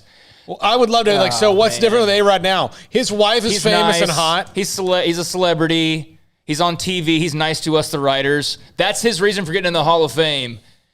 Is being a nice guy and marrying a celebrity and cleaning up his image. And the reason the other guys aren't getting in is because they didn't do those things. But the baseball stuff, they did. More of his career was in the steroid era than Bonds and Clemens. Yeah. The majority of it, yeah. The PR of him, though, because he's pretty brilliant, he did a whole thing. It went viral during a game. He said, look, I got suspended for a year and a half, and I deserved it. He said that. Yep. Now, whether he believes that or not, I don't know. We'll see. All right, we got the 5. I was going to do a story about Budweiser. They're kind of change it up a little bit, what they'll do. I'll print that. We'll have that for tomorrow when it comes to ads in the Super Bowl. It's a little deceiving, the title of the story and what they're actually giving up. All right, Paul. All right. This is 5 under-the-radar snubs for the Baseball Hall of Fame because of the way that they do it. So I'm going to do a Veterans Committee is number 5, and then the next 4 are guys who are on this year's ballot. So Veterans Committee, and I called you about this, Smokey. Number 5, Al Oliver. All right, former Rangers player. Here's his stat line. 303, 2,743 hits, 219 home runs, 1,326 runs batted in. To me, especially in that era, that's a Hall of Famer. Yep. Yeah, he was a run-producing dude. Now, he didn't hit a lot of home runs, but he was an RBI, and he hit 300 probably while he was, if he couldn't walk. Yeah. Number 4 is Billy Wagner, former Astros closer, 422 saves. So, I mean, that's a lot of saves. I mean, that's what he was doing. And they're putting closers in now. Look, he won a ring? Marner Rivera's in. Did he win a ring with Philly or someone like that? No. Okay. No. I thought he was on 7-time All-Star, but he was as intimidating a closer as there was in the league. Excuse me. Okay. So, all right, number 3, Andy Pettitte. And look, if Curt Schilling is a Hall of Famer, and I believe Curt Schilling is a Hall of Famer, Andy Pettitte, very similar numbers to Curt Schilling, especially when it comes to postseason. Nobody has more postseason wins than Andy Pettitte does. And Andy Pettitte, even though he was hit with the steroid scandal, is someone that people like. He's likable. He also admitted it. You know what he is? He's also a Yankee. Yeah, there you go. Absolutely. And so was A-Rod. Yeah. All right, number 2, and this is one I don't understand why he's not more popular on the ballot, because he was one of the best players in the league for a decade, and that's Gary Sheffield. He was not nice to reporters. No, he's probably not. part of. I mean, this was so dumb about this. It's not even debating their stats. It's debating them like whether they're a nice guy to the media or have a clean image or did whatever. Okay. Like, that's what's so silly about this. Is not even about numbers. If it was about numbers, most of these guys would be in. Yeah. So look at his numbers. I'll give you his numbers. 292 batting average, and that probably went down under 300 after 2 years of being old. So he's almost a 300 career hitter. 509 career home runs. 253 career stolen bases. For a guy who hit that many home runs, that's a lot. And he knocked in 1,676 runs. His OPS is 907.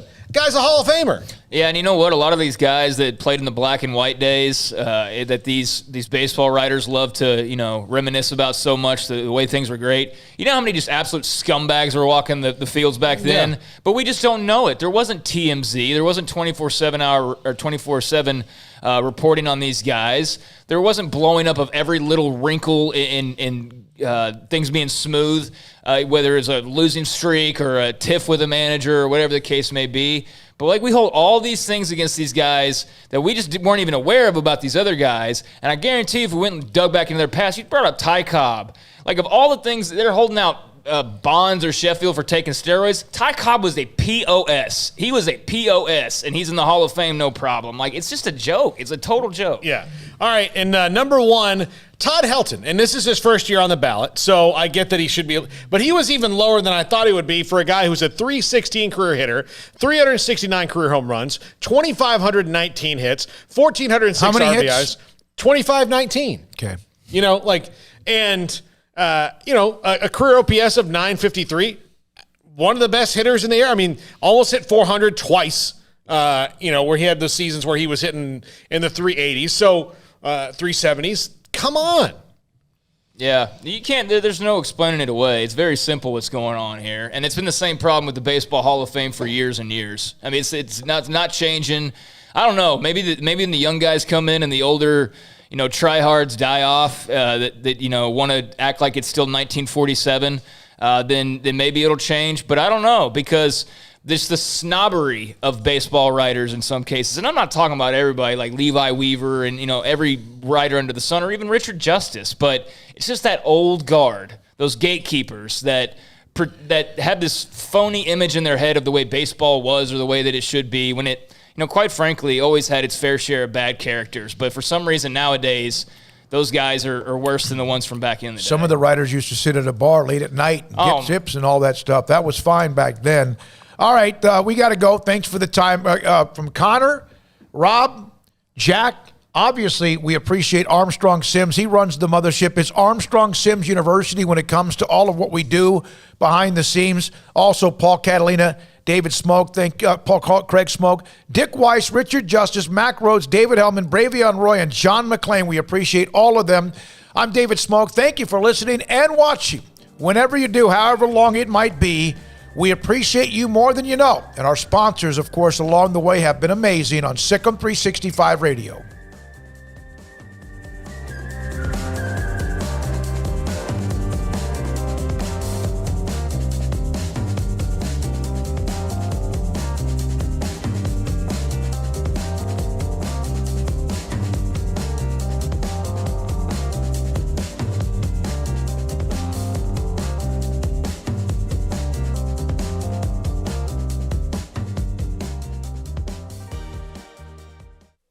Stepping into the boots of a U.S. Army officer can add confidence and leadership skills to your son or daughter's career path. See all the things they can achieve in our boots at GoArmy.com. U.S. Army Waco Recruiting Company, 254-598-8131 or 254-776-1543.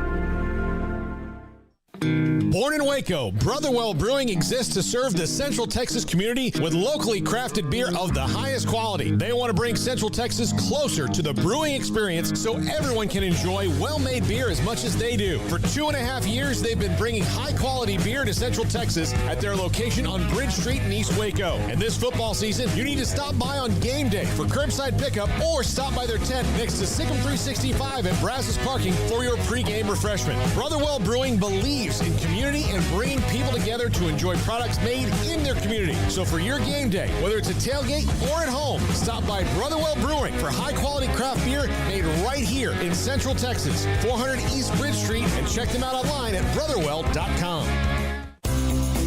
Ideal MRI is a small family business right here in Central Texas. We're open to support you while lowering the cost of healthcare bills. When you need an MRI, ask your doctor for an Ideal MRI. Visit us at idealmri.com or call us at 833-IDEAL-MRI. One size fits all. That may be all right for an adjustable belt or cheap sunglasses, but when it comes to your financial needs, no one wants a one-size-fits-all strategy. Cam Heathcott, your Edward Jones financial advisor, knows that his most important goals are yours. That's why he takes the time to understand your needs. Knowing you, that's how Edward Jones makes sense of investing. Cam Heathcott, covering Conroe and Houston, 936-756-7717 or cam.heathcott at edwardjones.com. Edward Jones, member SIPC. Texas Farm Bureau Insurance has been proudly serving Texans across the state for over 60 years. Call 254-772-8090 to find an agent who will provide a free review of your auto, home, and life coverage.